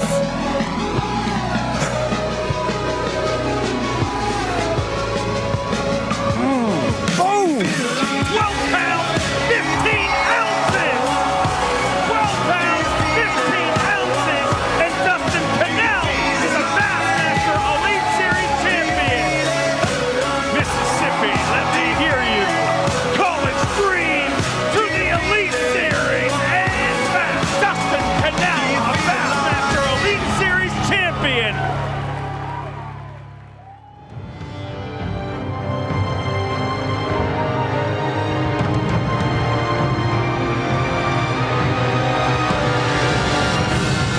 Oh, yeah, that's a big one. Don't get in there. Got her in open water. Oh, my God. Give me some nuts. Come on now.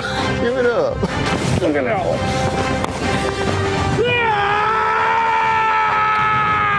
That's a Conroe beauty right there. That is a big one right there. Big one. Big one. Oh, my God. It's a 10 pounder. 10 pounder. That's a 10 pounder, bro. Oh my God, that's a 10 pounder.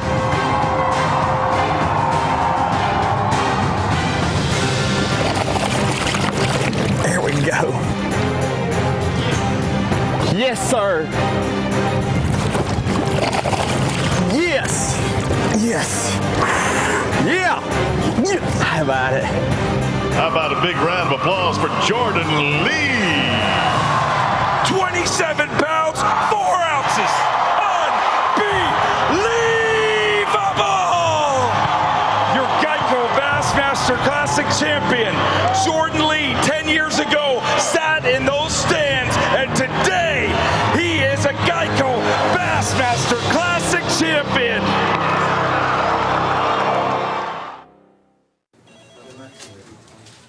What is this meeting about again? Fishing. Took my boat, boom, jumped over it, and I caught a giant. It was like a whale. 29 pounds, baby! That's the last time I danced on stage. Wow. Chief Fishing Officer. How do I get that job? I don't know. Go to teamgtfishing.com to find out more about my real job.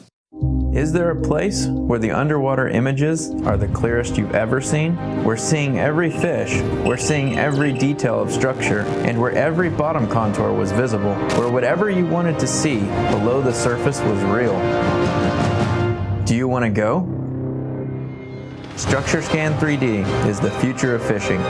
We can show you how to find fish faster and catch fish in a way you've never experienced. Let's get them.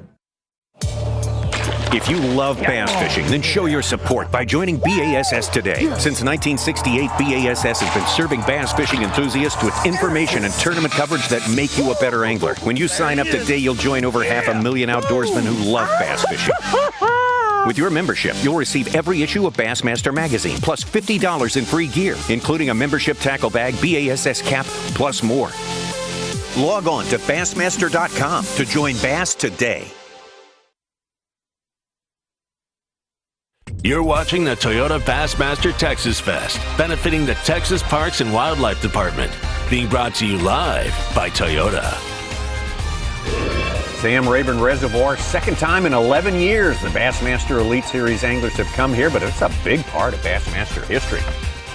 68, big tournament here, the All-American Invitational. And who helped Ray Scott make his 1967 All-American Invitational Bass Tournament a success by really pumping up the number of entries? Was it A, Stan Sloan, B, Bill Dance, Clyde Harbin Sr., that's C, or D, Bob Cobb? Davey? What are you going to say, Davey? This is a little before my time. Well, I was only 2 years old at the time, but I'm going to go with D, Bob Cobb.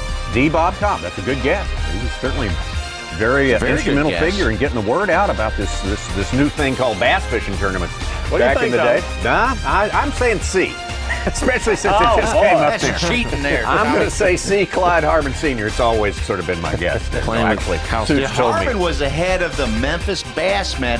He put out a challenge to Tulsa and some other clubs, and he got a lot more guys, like Bill Dance was on his team, to join in, and they got to pick the winning team. Tulsa had like 20 guys entered in it, and Memphis had a bunch of guys, but a couple other teams.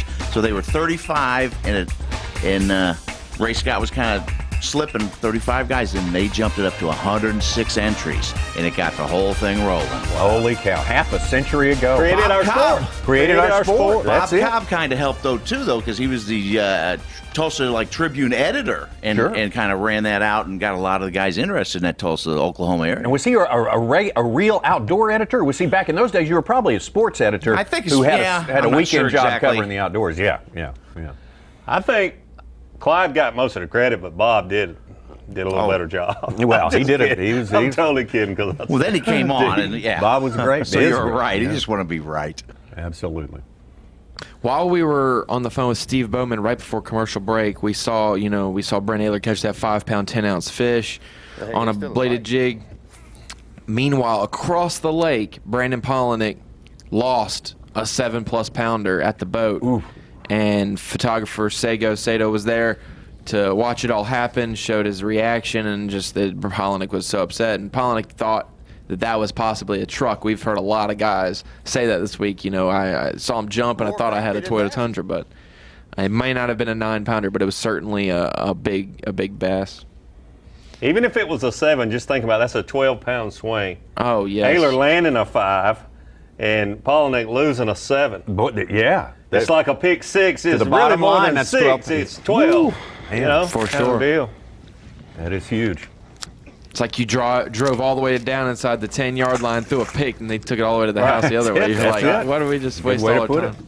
On the scoreboard, it only shows 6, but it's really a 12-point swing there by one mistake. And right now, that would have been Polinick's 5th keeper, which would have added straight to his total. So devil's advocate, he would have went from 10 to 17, and he would have been 4 pounds ahead.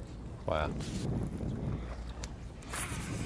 A lot of 12-pound limits this morning. A lot of guys getting started with some 2s and then a 4 or 5-pounder. Wheeler, Latuso, Alton Jr.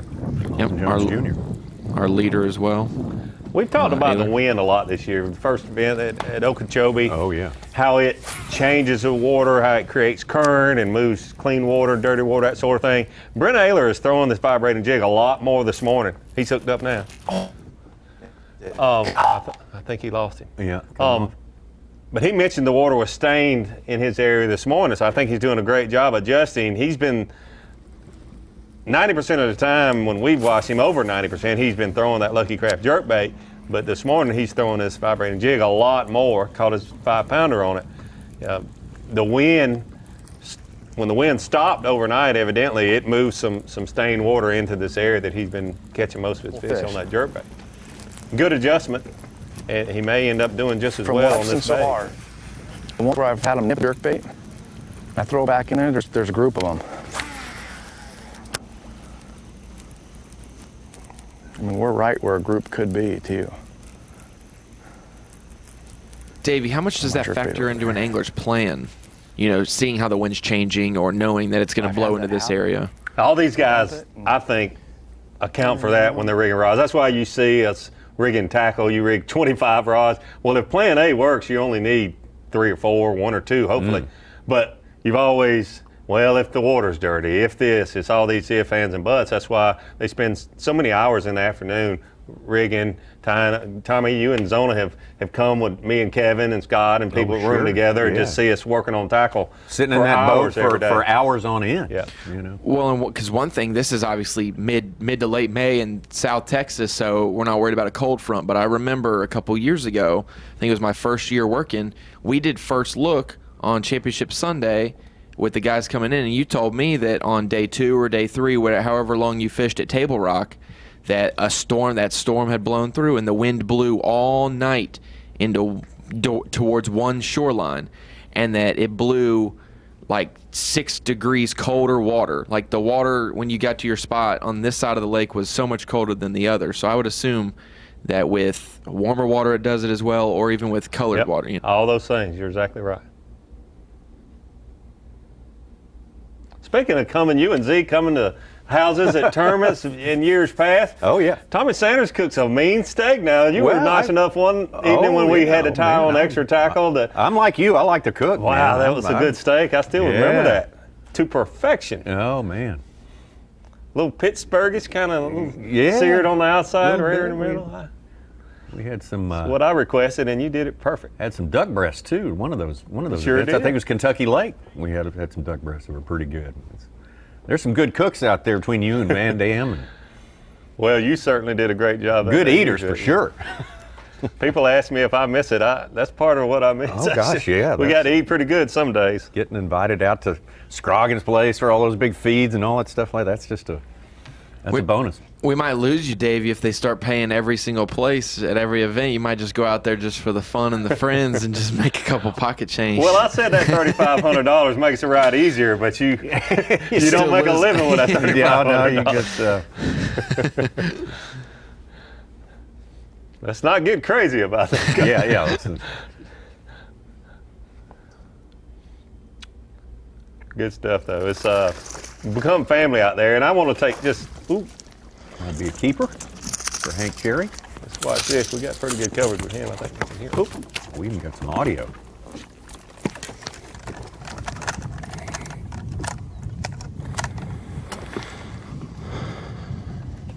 Two one.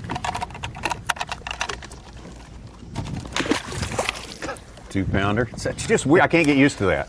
No, the 5-pounder a few minutes ago with Bryn Taylor just catch that 5-pounder and just let.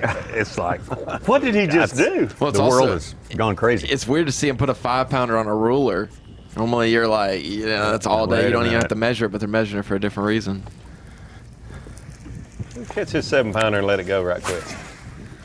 It was interesting to hear these guys' reaction to the format and everything, because a lot of people say, I'm used to just throw it in the box and get up there and cast it again. Now we have to weigh it and everything like that. But you gain back when you have to cull and stuff like that. You don't have to worry about culling. I agree. Does it sort of even out, do you think? Or I think it's more than evens out. Because up again. Better deal. Like Cliff Crochet said, you're worried about 5. You go back there, even when you're not culling every once in a while, you want to check on them, make sure one's not dying. The dead fish deal that happened with Kevin Van Dam in that last tournament would not have happened in this case. Dustin Connell may not have won that tournament. Probably would. That's right. So it more than equals out.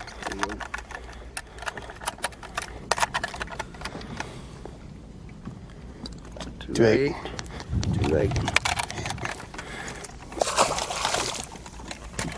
What's your weights? What's your weight? 2.8.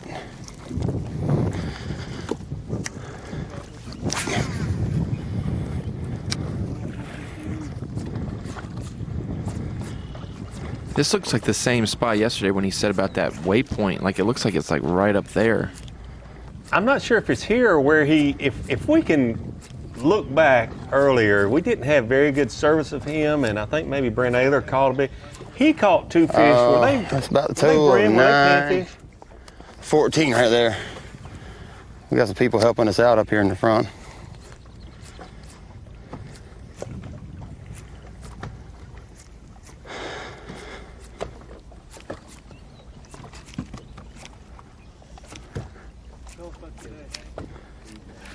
All the day just now getting fun. We've definitely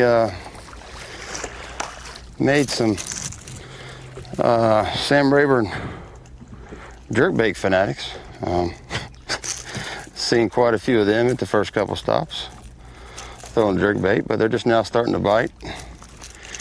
And we're not going to worry about none of that. We're just going to keep getting my gloves hooked, keep catching as many as we can catch, and hopefully we'll catch a big one. Or 4. It's just a matter of finding the bass. The crappie are definitely ready to roll.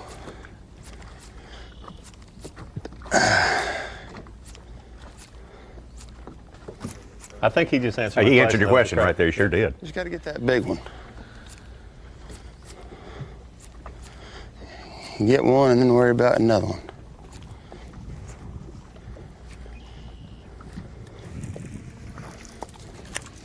His 5 fish right now, 9-14, would put him. Stay behind this boat. Hopefully they'll catch a lot of them little ones and get them out of the way.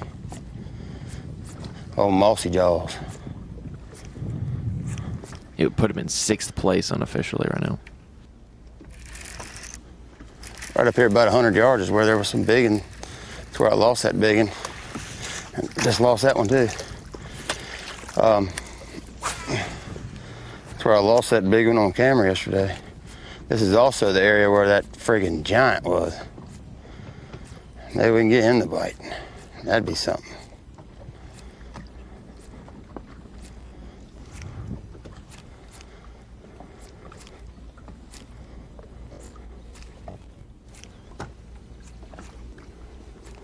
You were right, Ronnie. He's right in that area.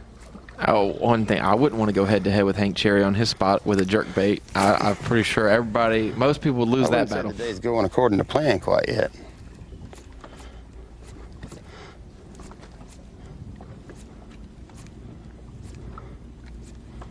But fun it is.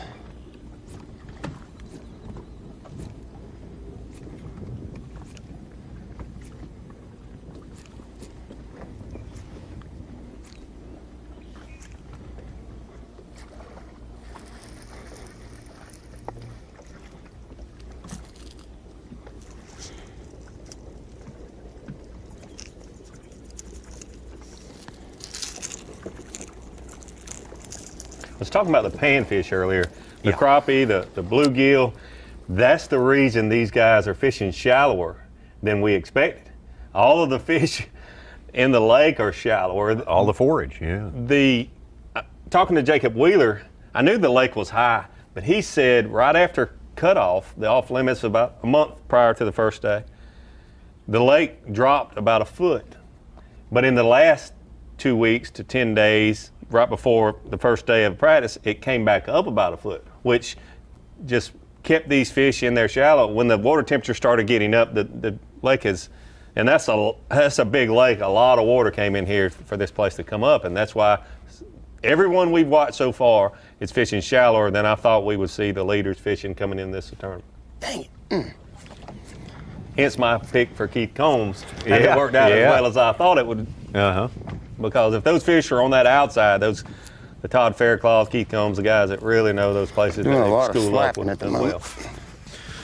David, we have a question from a viewer asking why are moving baits working better than slower moving baits, and especially with so much topwater action?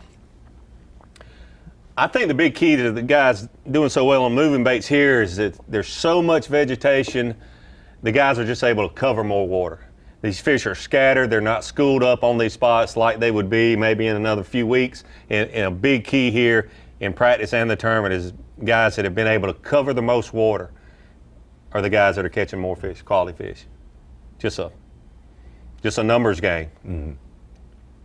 Somebody also wanted to know how you would fish this event, but I'm pretty sure you would have been doing what Ayler and Cherry and Polinick. Yeah, now that I see that what the leaders are doing, that's exactly what I've been tell doing. you what, hindsight's Ridiculous not 50-50, it's 100%. No, I'll answer that honestly. I would have probably, hopefully been doing more like what Jason Christie, and there's some guys that are actually flipping bushes. I would have probably even been fishing shallower than some of these guys. Got another question. Matt Ellis is wondering why the reason for the increase of deep jerkbait usage this season.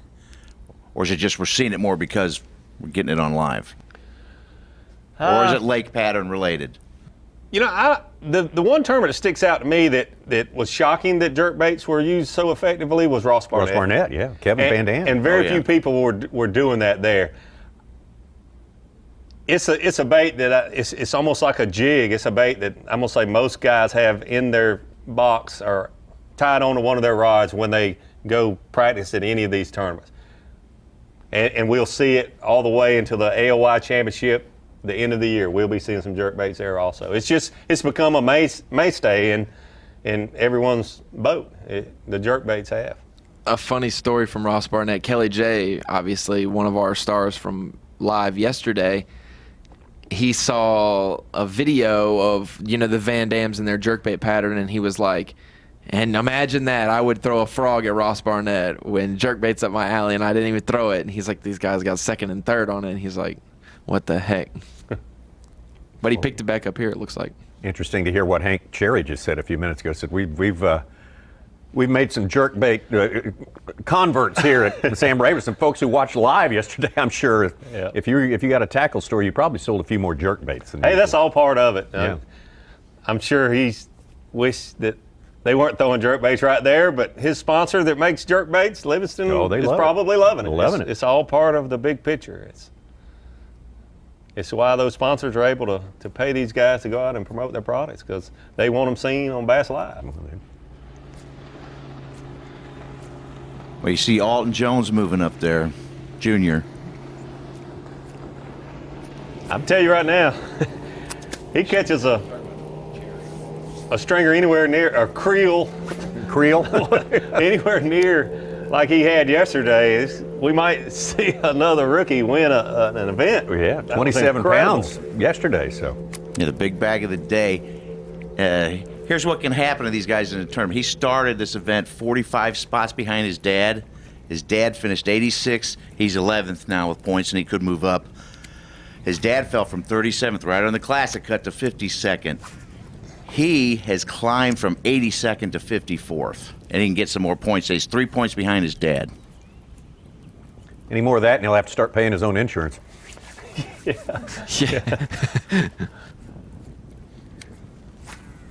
Oh, I bet he pays it already. He got married the other day. Did he really? I believe Al Jr.? between Ross Barnett and here, he got married. Where'd you go on your honeymoon? Pre-fishing at Sam Rayburn? Good for him. Wastes the cast when Tail does that. I do remember last year for my honeymoon, me and Sarah watched live quite a few times for the classic bracket at Niagara. I wasn't there working, but I was like, I got to see what's going on. This is where we bring in the Jeff Foxworthy right there. You know what I'm saying? Here's your son. No, you might be. Yeah. Hey, I'm one of those. There you go. Angler's hooked up. Looks like another big one. Look at his rod. Looks like another big fish. That's 3 pounder.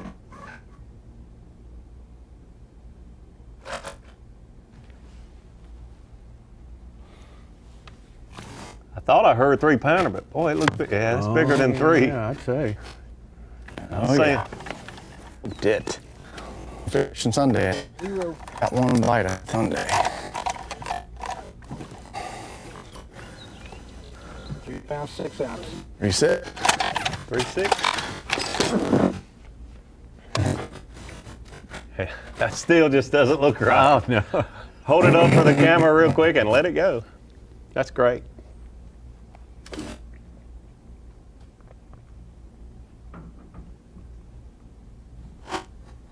Have to simultaneously drop the fish in as you drop your bait in, and maybe it'll eat it when it's swimming back down.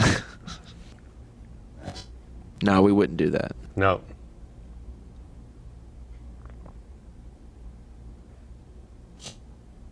So that's probably going to be at least a pound upgrade. Get one of those small ones out of there for Bryn Taylor. 3.8. He had one in there that was what, pound 10, pound 12, something like that. And a 1.6. He had his first was a 1.11, and then he had a 1.6. So that was a 2 pound upgrade. Yeah, 2 pounds. Nope, hitting the side.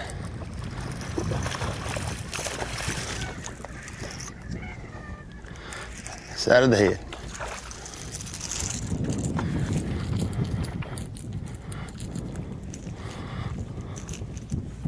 I think Terry thought he had a little better fish there. When you hook them on top of the head or in the back a little bit with that jerkbait, boy, they sure fight. Oh, yeah.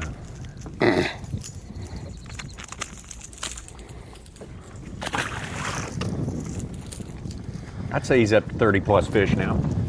Yeah. Just raw catch numbers. Hank Cherry Guide Service. I bet you you'd have a couple people waiting to catch just a lot of fish. If you want your line stretched, talk to Hank. No.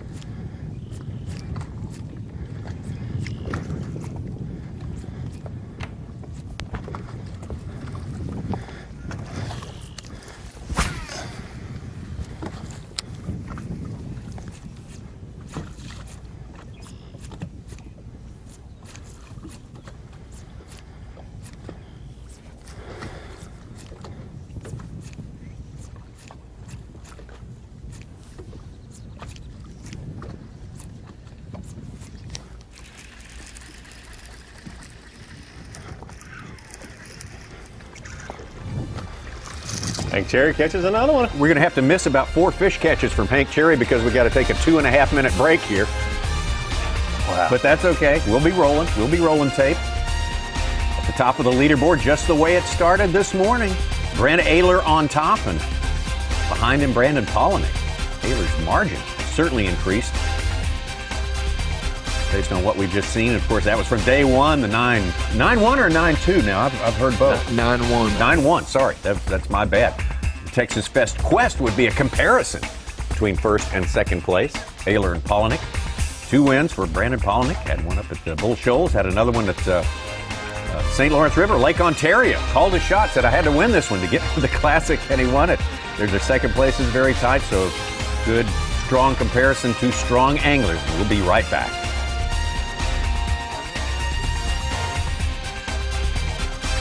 The Toyota Bassmaster Texas Fest, benefiting the Texas Parks and Wildlife Department, is brought to you by Shell Rotella, Yamaha,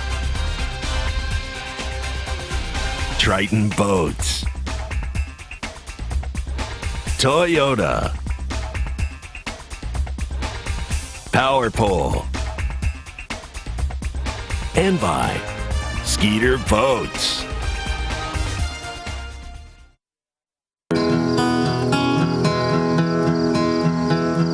Man, it's slow today. Yep.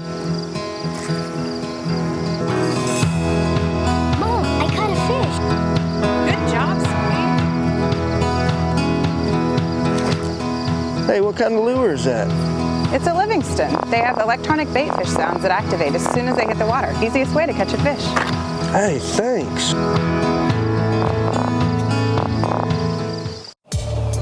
If you love bass fishing, then show your support by joining B.A.S.S today. Since 1968, B.A.S.S has been serving bass fishing enthusiasts with information and tournament coverage that make you a better angler. When you sign up today, you'll join over 500,000 outdoorsmen who love bass fishing.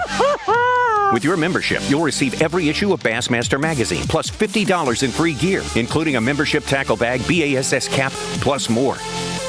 Log on to Bassmaster.com to join Bass today.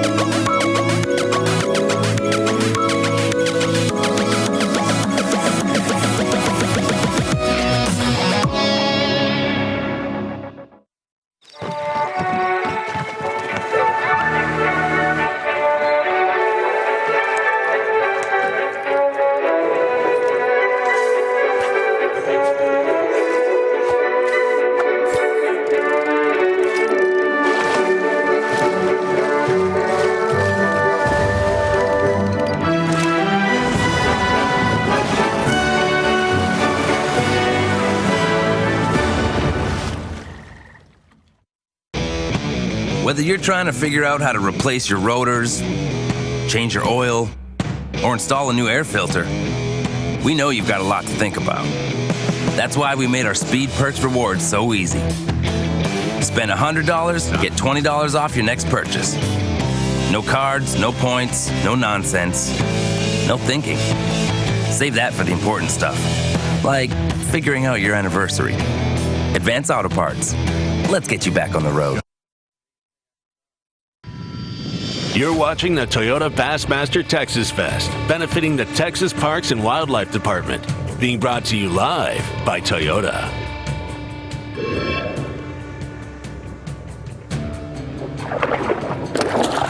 Come on, please, Lord, don't let her come on.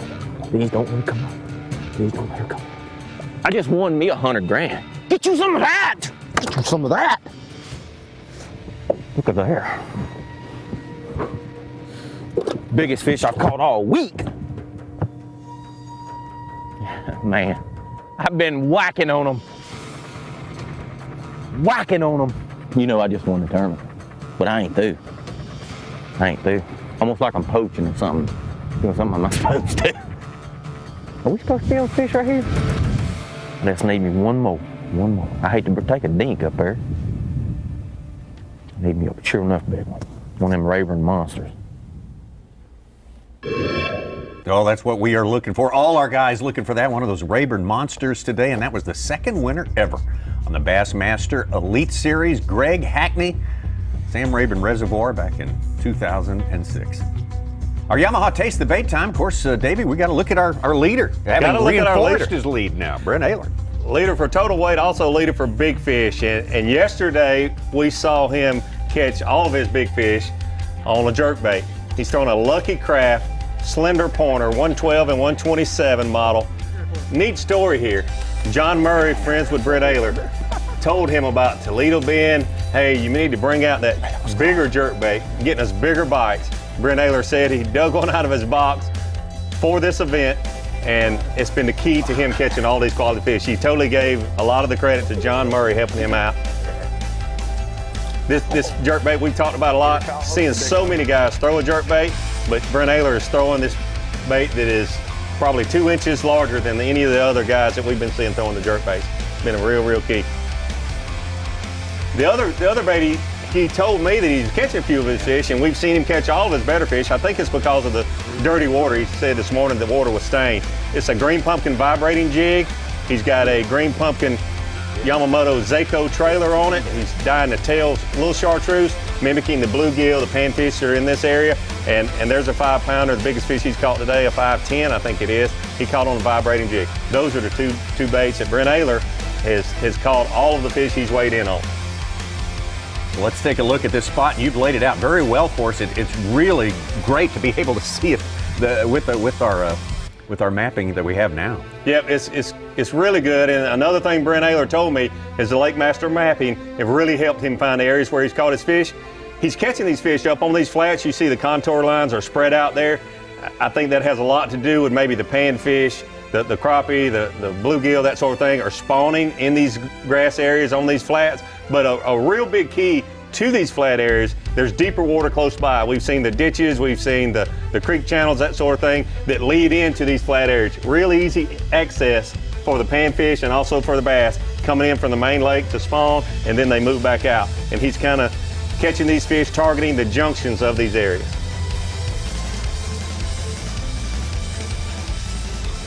That's Yamaha Taste the Bait featuring our leader, Bryn Taylor. Let's go out to Hank Cherry, who certainly improved his standings for today in the last hour. Got himself a limit in the boat, and certainly no shortage of fish catches for Hank Cherry today. Taylor may not be our leader. Brandon I can really Powell catch a lot of numbers on my living center, and I've caught some big ones, but I was wanting something that maybe would keep the little ones off of it. Is he listening to Bass Live?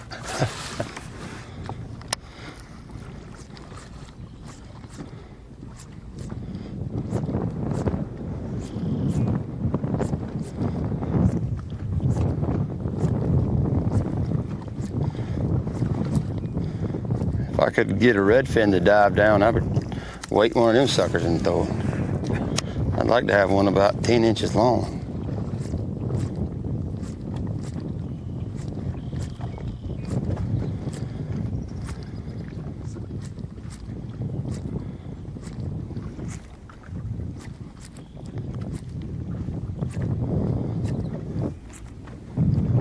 Hank's caught so many fish.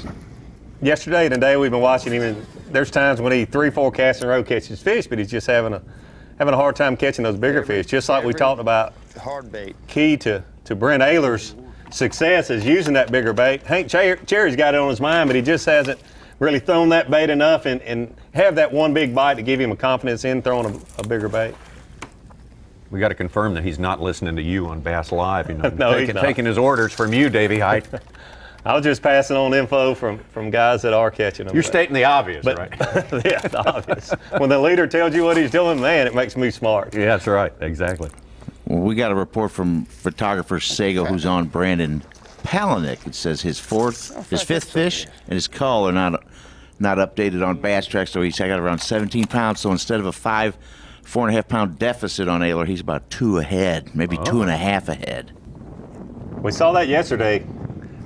Every time Bryn Taylor would make a move, Palaniuk would counterpunch. And speaking of making a move, Bryn Taylor's moving hopefully into better service. I'm thinking we saw him pretty good when he was close to Cherry yesterday. So maybe we're due a little bit better pictures and even more importantly, some good audio. You think it's all about the pictures, but then you turn off the sound and you say, wait, I'm missing a lot. Yeah, when these guys talk, especially when they're talking about their baits, I certainly want to be able to listen to that. It's good stuff. We need some big girls to go bite.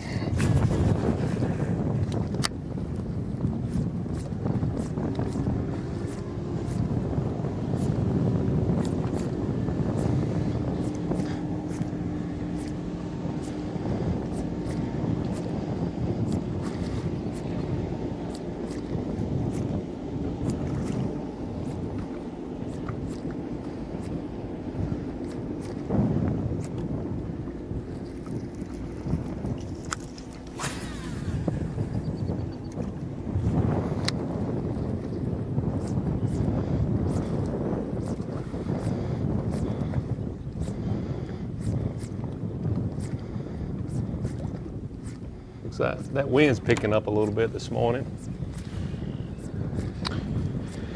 Davey, Tommy, the comparison day 1 to day 2, weight-wise, we talked about how the catching hours, but overall, obviously the one angler that didn't get a limit on day 1 did, so every angler limited, but the average fish weight was 3.27 pounds, so over 3 1/4. Whereas yesterday was just under 3 1/4. So the size and numbers went up yesterday as well, which is a welcome sight for a 4-day event. Not usual. It just shows a great population of fish here at Sam Rayburn. And again, what a good job Texas Parks and Wildlife has done taking care of this fishery. And we saw yesterday the biggest bag of the tournament weighed in. Alton Jones Jr. made that jump we were talking about earlier with a 26 pounds, 10 ounces. Yeah. So more than a pound bigger than Bryn Taylor's bag on day 1, which led the tournament. As long as we're talking about numbers, I have to talk about a correction to what I was saying earlier. We showed the list of the Toyota Texas Bass Classic winners of Big Bass and indicated that they had all won a Tundra. They didn't give the Tundra except for the last 2 years in the single angler version of that. First 2 years, a Tundra was given away, but that was a team angling thing. So of the 10 years, only 4 of those years did they give away the Tundra.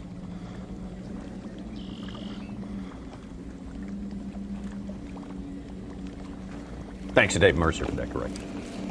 So the first 2 years and then the last 2 years. Yeah, exactly. They had to share it. Each got it 1 week. Hey, look at all dead minutes. This truck smells different than last time. I think Terry definitely got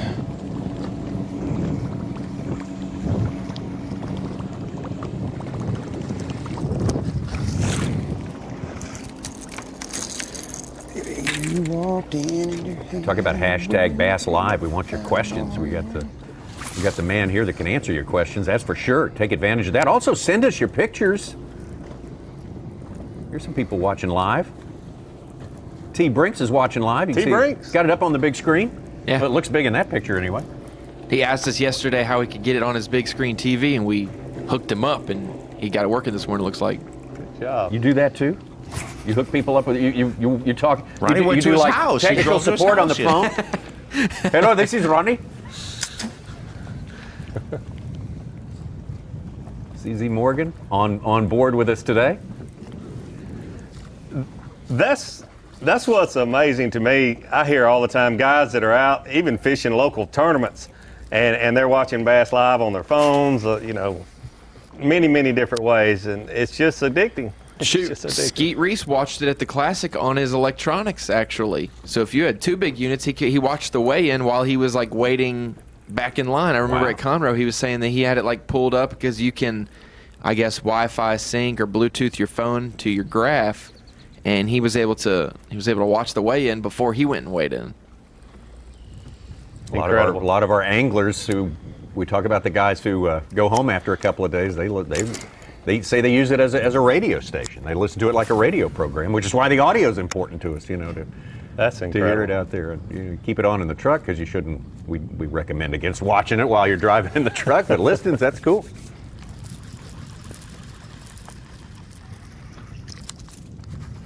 All right, we got a better picture now from our at least 10 minutes ago tournament leader. Now things have changed according to Such. It still has not shown up on Bass Track, though.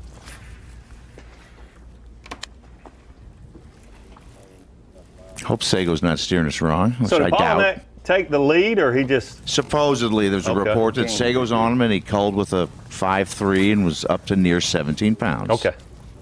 I thought he had just narrowed the gap, but taking the lead, we think. Okay. Character.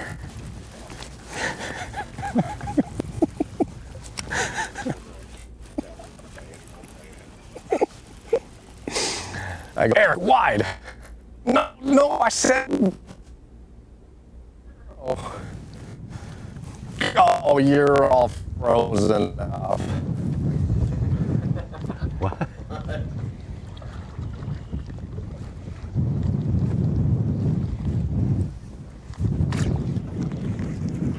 Got a clarification from Chuck Harvard. Tournament official said Marty Robinson lost his sheet.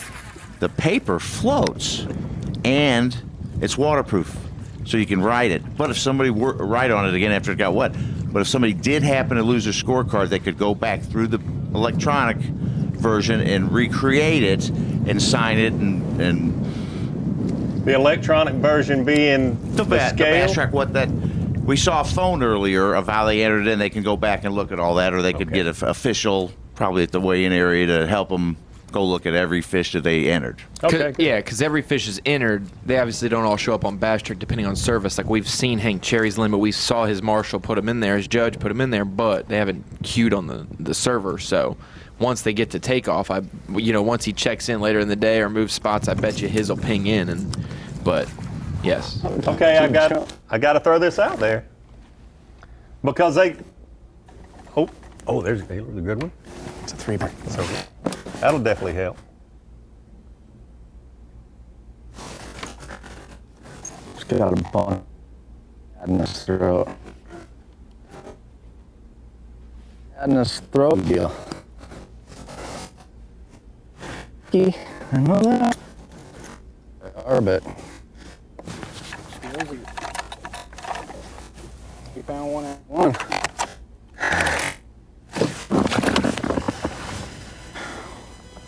Boy, tomahawked it. Absolutely tomahawked it. Oh. Dude, just let me sign like 5 spots. And then,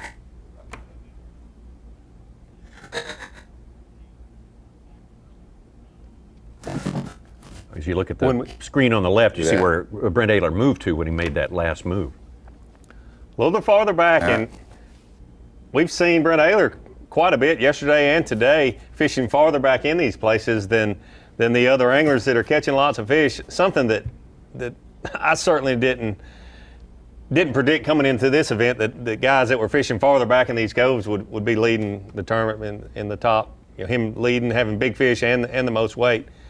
These fish are just not as far out as anyone, I think, would have thought coming in this event. I talked to one angler last night, said he spent 20 hours of his 2.5 days of practice out deep and ended up flipping bushes in the tournament. So these guys are back on these flats. There again, you can see with the mapping we have there, they're back in there on these flat areas, but you always see that blue leading into the areas that they are really catching their fish. And that 3-1 blue being the deeper water. That 3-1 by Ayler will cull a 111. That's a 1 pound, 6 ounce cull, and that'll get him to 15-12 unofficially right now. Now he has nothing less than 2 pounds. His smallest now is 2-1. What was his target weight this morning? He said he thought he really wanted to have 17, 18. He said if he got 13, he thought he was fishing make tomorrow. the cut. Yeah. But thought he would have a chance to lead if he had 18. Yeah, close. Yeah. And he's certainly well on his way to get that. He's got that 5'10", a 3.6, that 3-1 we just saw, and then a 2-1. I'm going to see how many is that. That's 4. Oh, and then that 111. Sorry, it called a 110. Okay. Yeah, so basically the same call. He'll have 15, 12, 15, 13.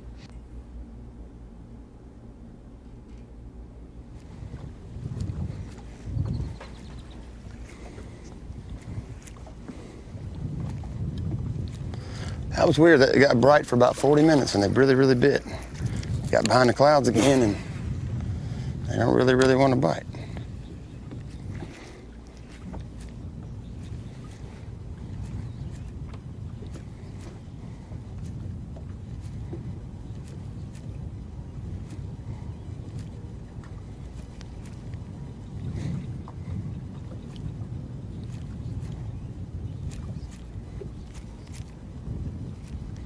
Typically when you have cloudy weather, fish bite better. But when you have multiple cloudy days on a lake with hydrilla like this, a lot of vegetation, that sun coming out will help the bite a lot. And I think that's what's going on with San Rayburn right now. We've had multiple days of low light, and that sun coming out will help these fish bite a little better over this hydrilla.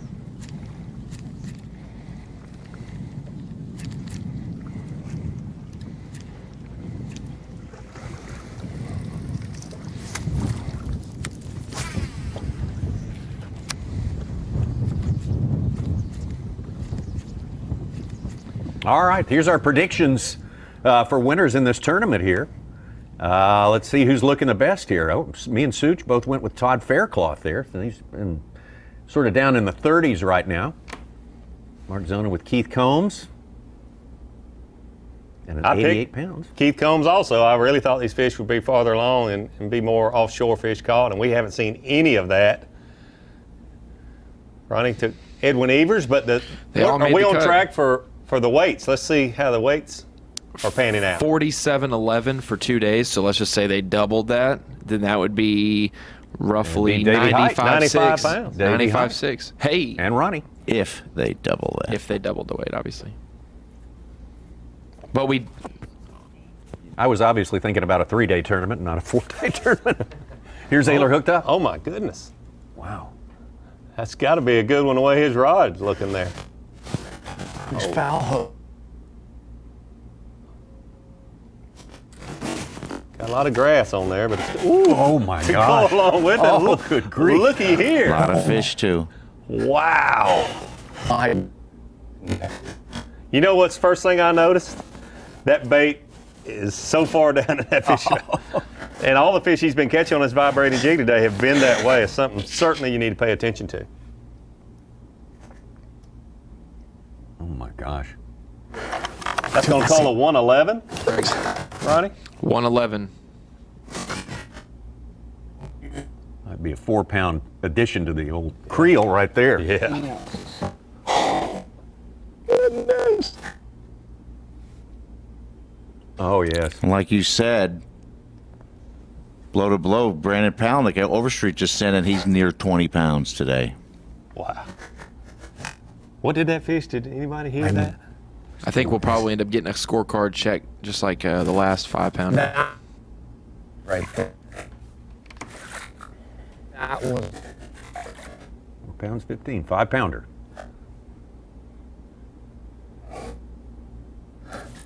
That's the kind of coal you want for sure. There we go, So, right there. wow. 3-pound, 4-ounce coal.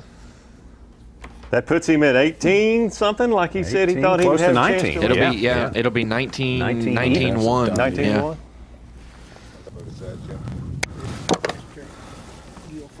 It's got to be 17. I can do math without taking my shoes off. Our guy yesterday wasn't counting. You should have been faster at it. 19-1. Oh boy. What is it? 19-1. Look at that. We'll be the counters for them over there, Davey and Tommy's math. Oh boy. That's making him smile for sure. Unreal. 19 pounds, 1 ounce. What's my small one? Small one now is 2 pounds once. See that room to grow. Maybe tomorrow.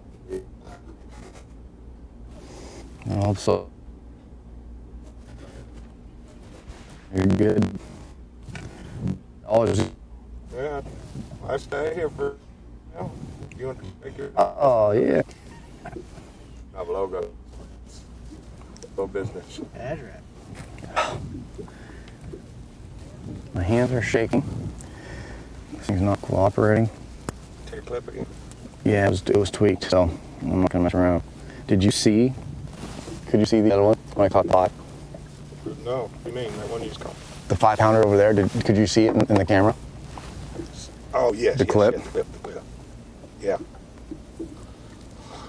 Clip that off for Brett to look at. We didn't see it. If we can get him, ask him to Can talk you about believe that? I can't. Didn't follow upon. Did you see the one I just caught? You're living right, man.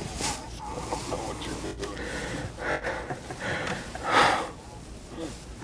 When you hook him on a chatterbait in his rib cage. Was he foul hook? Yeah, you didn't see I that? didn't see that. I just saw He you. was hooked down past his gill. 5 pounder down past his gill.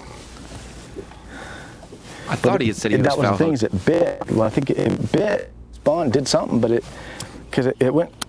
It wasn't there. Was there? I think so. But what happened? I think he missed it the first time. Swiped that second. When he swiped that the second time, I think he went ahead of it, and then I. Jim, come and take a picture of that. Thank you. Got my back.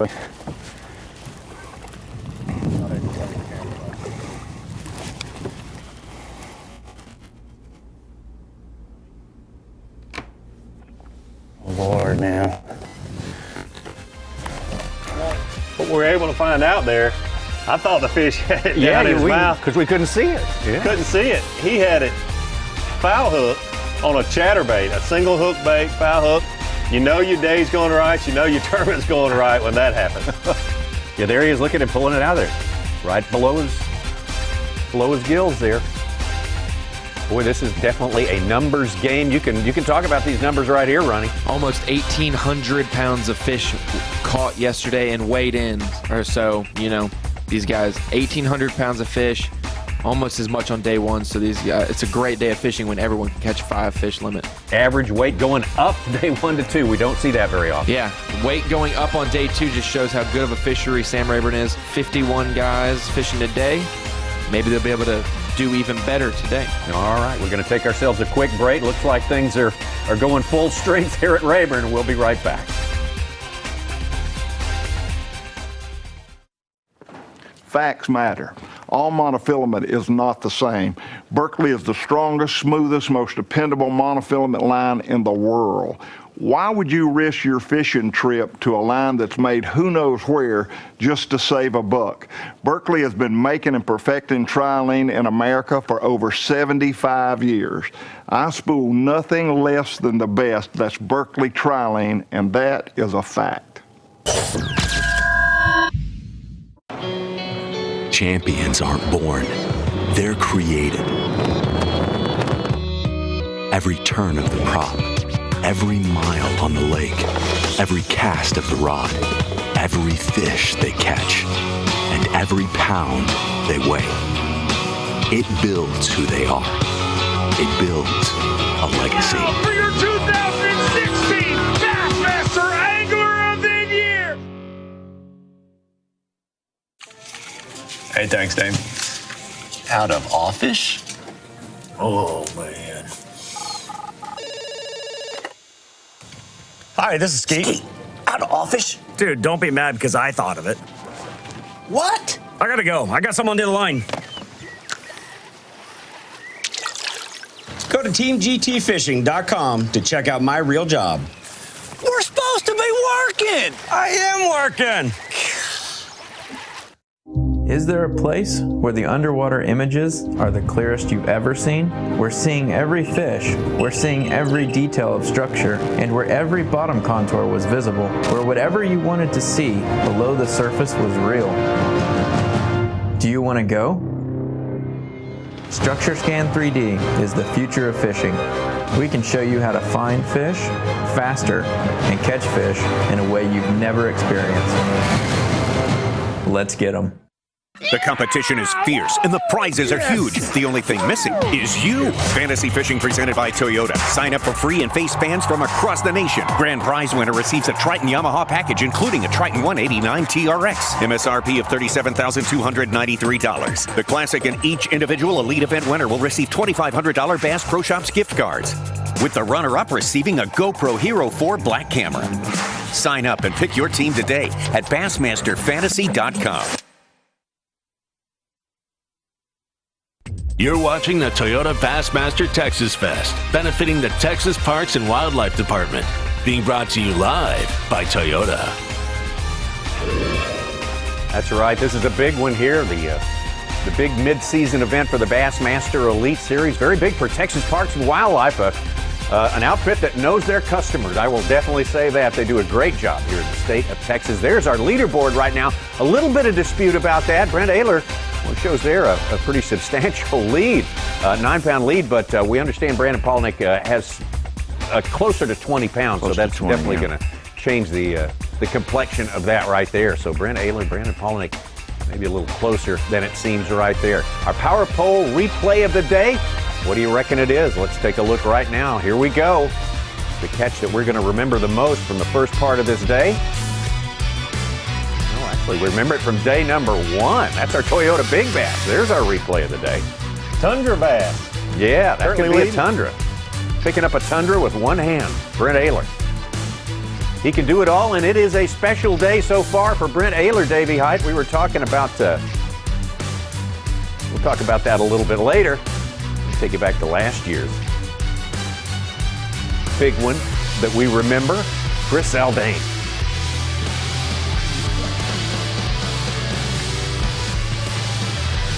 Texas Fest last year, that's what this is from.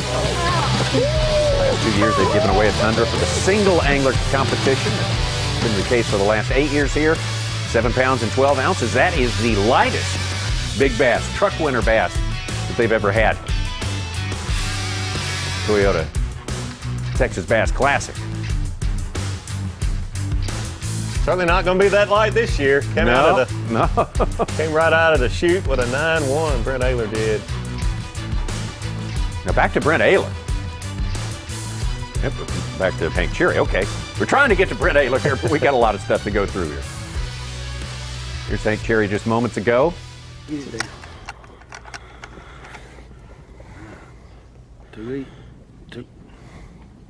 2-1. 2-1. Now, Tommy, he's just catching so many fish, but having a tough time catching the size that Bryn Taylor's been able to catch. 2-1. Okay. We talk about Bryn Taylor while we sort of wait for his picture to recover right there. The two big ones from him today. We talk about when it's your day, right, David? When it's happening right for you, you can't do anything wrong if you try, and it certainly looks like that's what's happening to Bryn Taylor today. We had a tough picture there. The first big one he caught that 5'10", but I think I gathered from a little bit he just said then that the clip that you tie your line to on a vibrating jig actually unclipped. Yeah. And he landed that fish with, 9 times out of 10, if that happens, you're really in the clip, you lost the fish, and you lost your bait. And then the second big fish you just caught 12-3. had it foul hooked with a single hook vibrating jig, which almost never happens. Oh my gosh, and got it in the boat. 12.3 About 8 here. pounds from the goal. We got at least, Yeah. I mean, even if we have a tough day today, if you'll swap that out with a 212, Anything more than that's a plus. you know, another half a pound. Give me, we're at what right now? 19.1? You need to call me up at least 11 ounces. Give me the 20. Okay, okay. One bite and we're there. Shoot, if I catch another 4-pounder, we'll be over it. Tell Robert to go put that in the pipe. I'll get the guy that calls me the fridge and the cooler.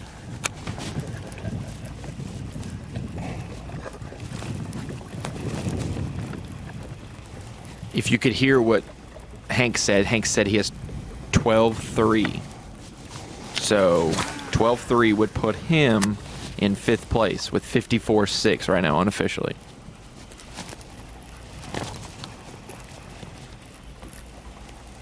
Man, he is catching some fish. He's on about a 1 per 2.5 minute schedule here. So I know there's one behind me.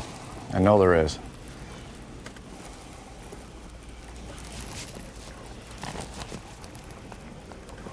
I know it.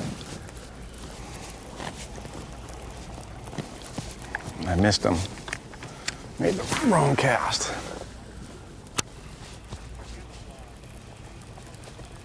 I know it.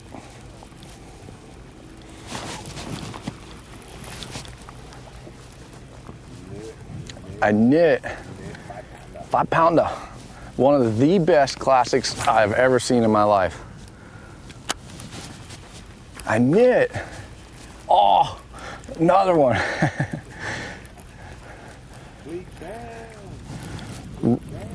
Running away and going, ah.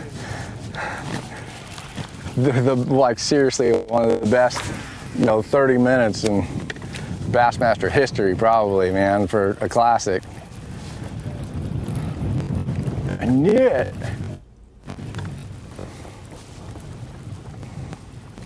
Where are you at? You're here somewhere. Where are you at?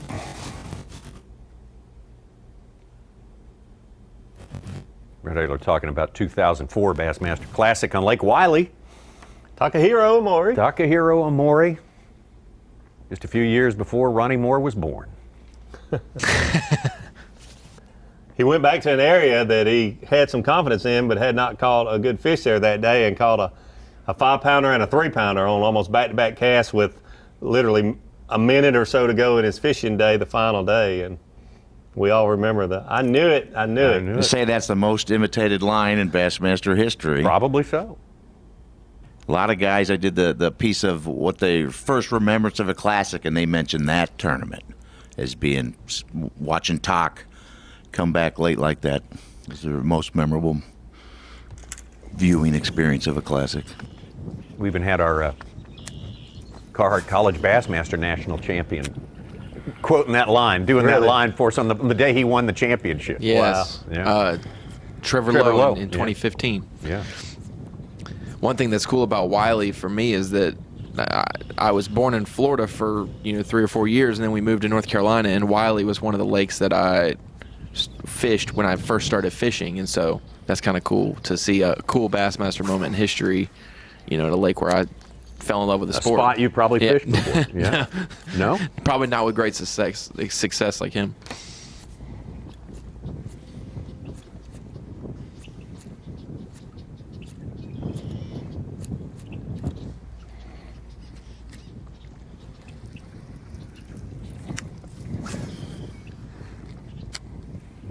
You had one day in Charlotte, where would you go, Wiley or Norman? Ronnie? If you had one day fishing the Charlotte area, where would you go, Wiley or Norman? I would go to Norman. Okay. I love skipping docks. I don't know if Davey agrees with that or not, but I could. It's almost like Hank Cherry with the jerk. That's where Hank lives, is Lake Norman. You can catch just as many fish skipping docks at Norman as he is probably on a jerkbait here. And about the same size. yeah, about the same size.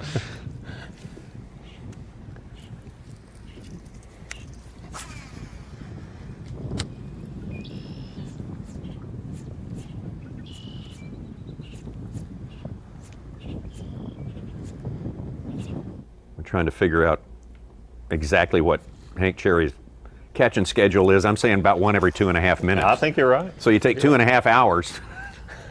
He's caught a lot of them for us. It's certainly been fun to watch him. I'm saying he's getting close to 40. Yeah. He's getting close to 40 that he is actually hooked. I just hope he's able to catch a couple good ones, because we saw some guys have a terrible tournament here, so to speak, that were catching 12 and 13 pounds a day, catching 40 fish. Yeah. The whole day, and never got the few big bites I think Cherry has been able to get in the previous days. So hopefully we'll see him catch a couple of those good ones. But that was a story that the guys that I talked to that had finished way back in the pack, catching 40 fish that would weigh 12 or 13 pounds. Yeah. It's a great sign for Sam Rayburn in the future for sure. Just Oh having my that many. gosh. Yeah, book your trip for 2021 right now. Yes, sir. Got another blog in, kind of saying, Steve Wright said he's getting his third hand. But Nate Sims, a photographer who's on Brandon Palnick, says he has around 20 pounds. Okay. So those guys are both in their 66, and he's writing it, making it a two-man event. We saw Jacob Wheeler catch 4 fish for 10.5 pounds really, really quick this morning, the first 15 minutes, and he only has 5 for 12-1 right now. So that flurry of, a dozen fish that he thought he could catch in the morning and fizzled out faster than probably expected.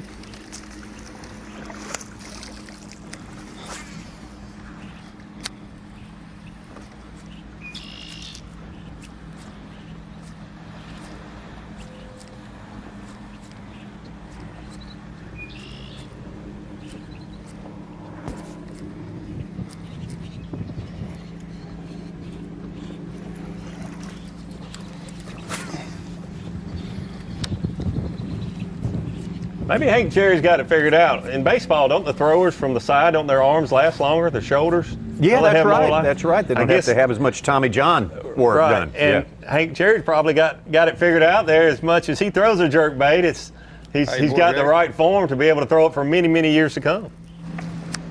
It's often been said that the overhand throwing is unnatural for the human physique. It's not the way it was designed mechanically to work. But the underhand is more natural.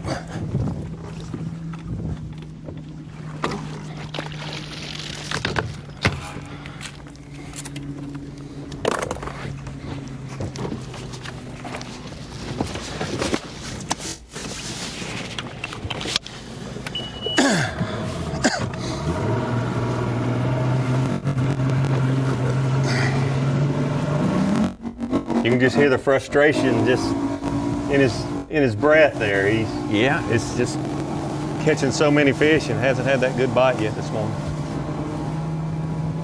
Every time he starts talking, he says, I got to get one of those big ones in the boat. I'm catching them. All right. Well, with it, every time Bryn Taylor catches a fish and drifts, the current or the wind blows him back out of that cove, we get a good picture of him. Right now, he's pushed back into the back of it now, so we don't have a picture of him right now. Hank Cherry on the move and still waiting for something. There we go. There's Bryn Taylor. Yeah, a little Taylor for you right there.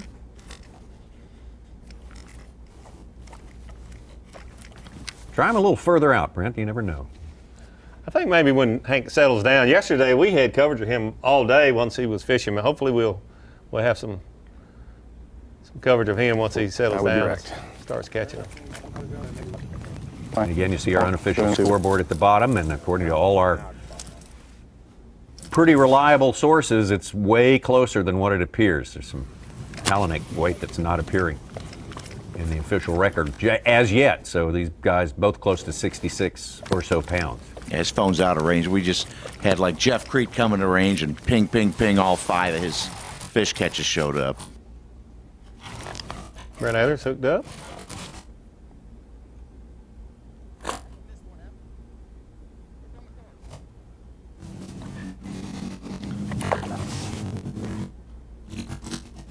Small one.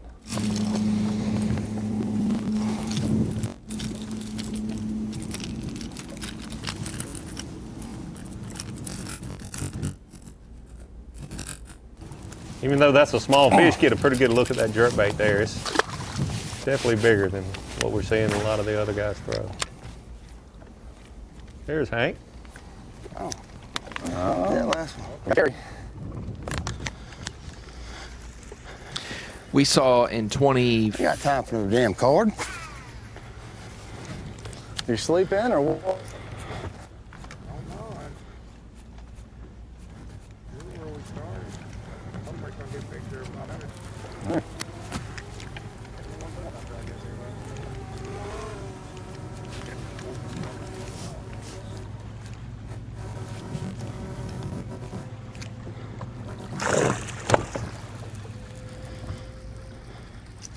Try to listen to these guys every chance we get. Yeah, it's few and far between that we get some audio here. And from the sound of it, I think Hank Cherry's getting a visit from the old drone copter there. He's shooting some pictures of him for our Bassmaster. We're going to have 2 full hours in our ESPN coverage of Toyota Bassmaster Texas Fest. I'll talk to you about the schedule for that. It's sooner than you think. It's in a couple of weeks, as a matter of fact.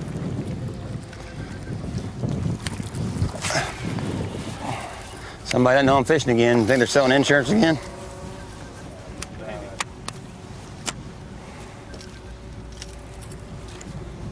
You quit messing.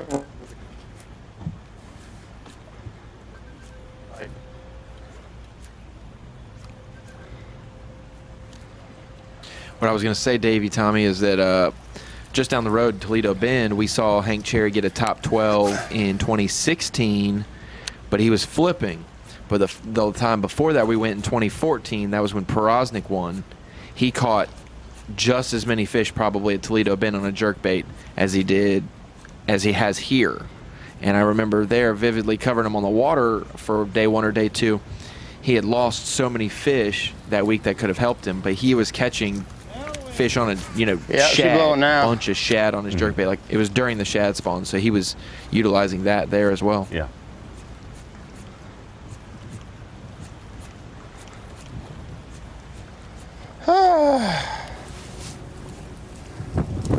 Right down the chute.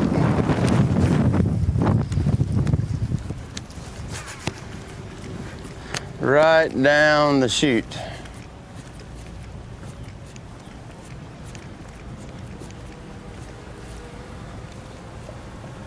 Hank Cherry's referring to the wind blowing right down the chute, and believe you me, I've been on Sam Rayburn. When it blows right down the chute, it can get very, very rough, but hopefully the TNH weather forecast is saying it's not going to blow really, really tough right down the chute. If it would pick up to 18, 20 mile an hour right down the chute, it would be very interesting ride back for these guys. It's going to be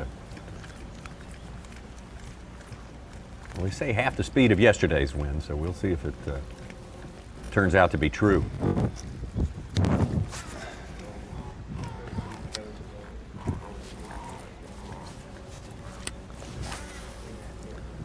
This looks like Bryn Taylor's back where we saw him catch a good one today, and he also caught those 3 fish. Oh, it broke me off. Oh, gee.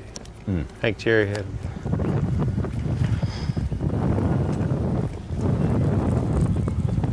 Oh, wow. Wow. Okay, let me get one right now. Dumb. It's my fault.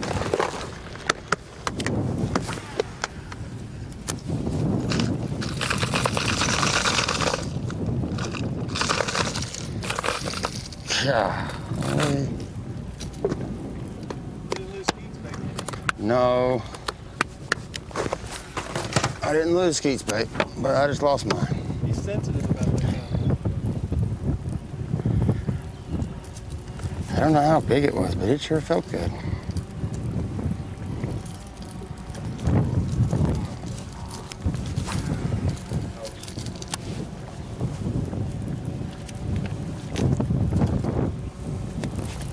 That's my fault for not changing. Return.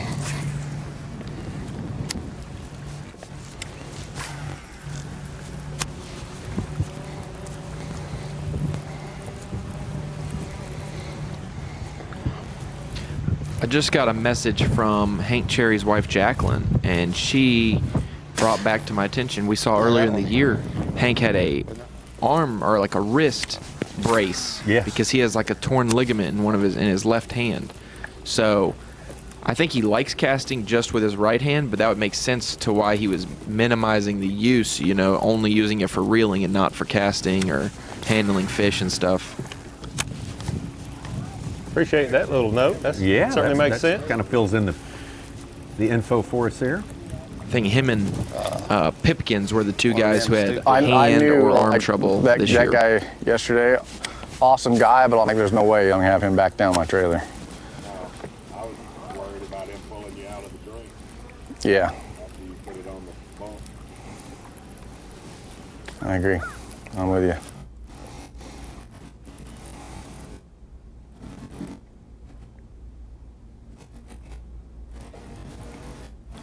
Hank blaming himself for not retying often enough. I mean, Davey, what's the rule of thumb? If you're catching them one after the other, do you go 10 fish before you just say, I got to retie no matter what? Well, you should, but that's just something that in most tournaments we don't have these numbers of fish being caught. And we're always thinking when you're fishing around rock, riprap especially, or wood, or anything that is going to really cause a lot of abrasion to your line.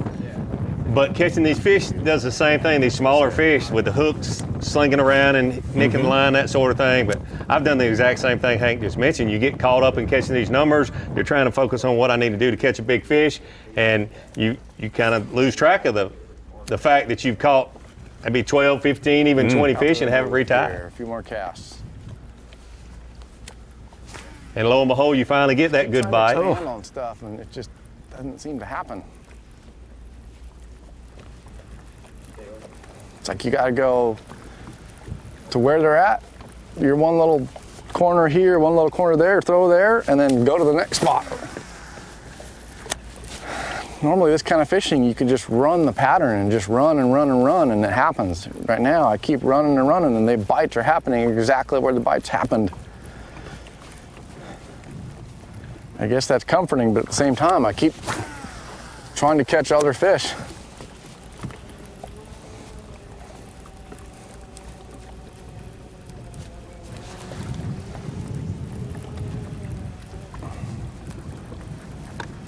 What Bryn Taylor was talking about there is instead of just following a contour line, catching fish at a certain depth on the outside edge of the grass or over the grass and catching multiple fish, he's catching fish making an exact cast, even though they're not on the outside on really places that you would normally pinpoint them.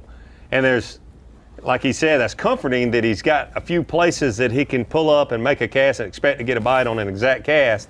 But it's also concerning because you have a limited number of places that you're getting those bites, and you're afraid that you're going to catch all the fish in that area they're setting up. So keep looking for more places like that, but don't be away from the places where you've caught these good fish for a long period of time. You're just hooked up? Ooh. Definitely a fish that'll help him here. Let's go.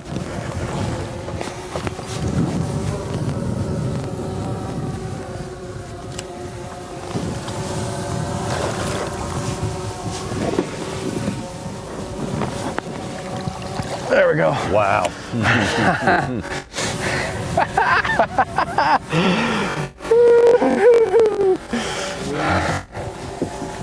It's incredible what a day makes. The difference. Every good fish today is on that vibrating jig, and the previous 2 days are the jerkbait. Dude, there. Today.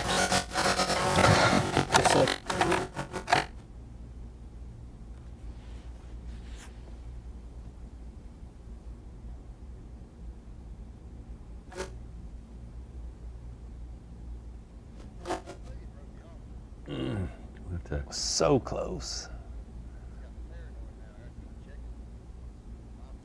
That's going to help him several pounds. Oh yeah, he's got a 2-1. He's got to get a 2-1 out of it. So that's 2 or 3 pounds right there. Yeah, I would say that's at least a 4-pounder.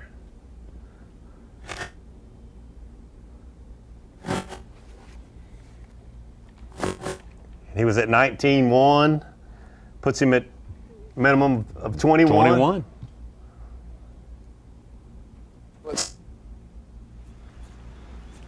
A great day. This early in the day to have gosh, above his target weight that he thought he could lead the tournament again. with 20 pounds, and he's got 21 at least. 21 in less than 3 hours of fishing. That is strong. Meanwhile, Hank Cherry is still I catching jump up. a bunch today. Bunch of acrobatic suckers. 4 even? Is that what I'm reading? 4-0. 4-0? 4-0. Pound and 15 ounces. Yep. Puts him at 21 exactly. Mm-hmm. 21 even. 21 pounds. He's smiling. We can surely see that, even with limited coverage.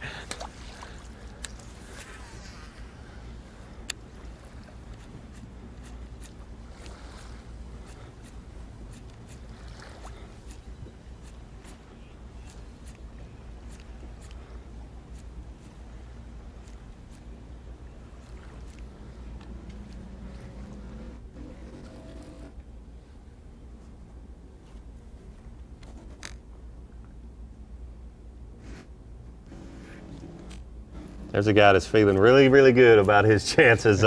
He's won at almost every level, but not won an elite tournament yet. But he can certainly smell the hay in the barn. Absolutely, yes, sir. He can. Looking at 69 pounds right there in that region with plenty of fishing left to go. 6 hours worth of fishing almost left to go on this day. So Bryn Taylor also in that total creel, a 9-pounder. That's big too. So Bryn Taylor looking to run the table here Yeah, on these he guys. certainly Take is. all the money off the Yeah, table. That's his aim, I'm sure, and we are getting to see him put it together. This is how it's done.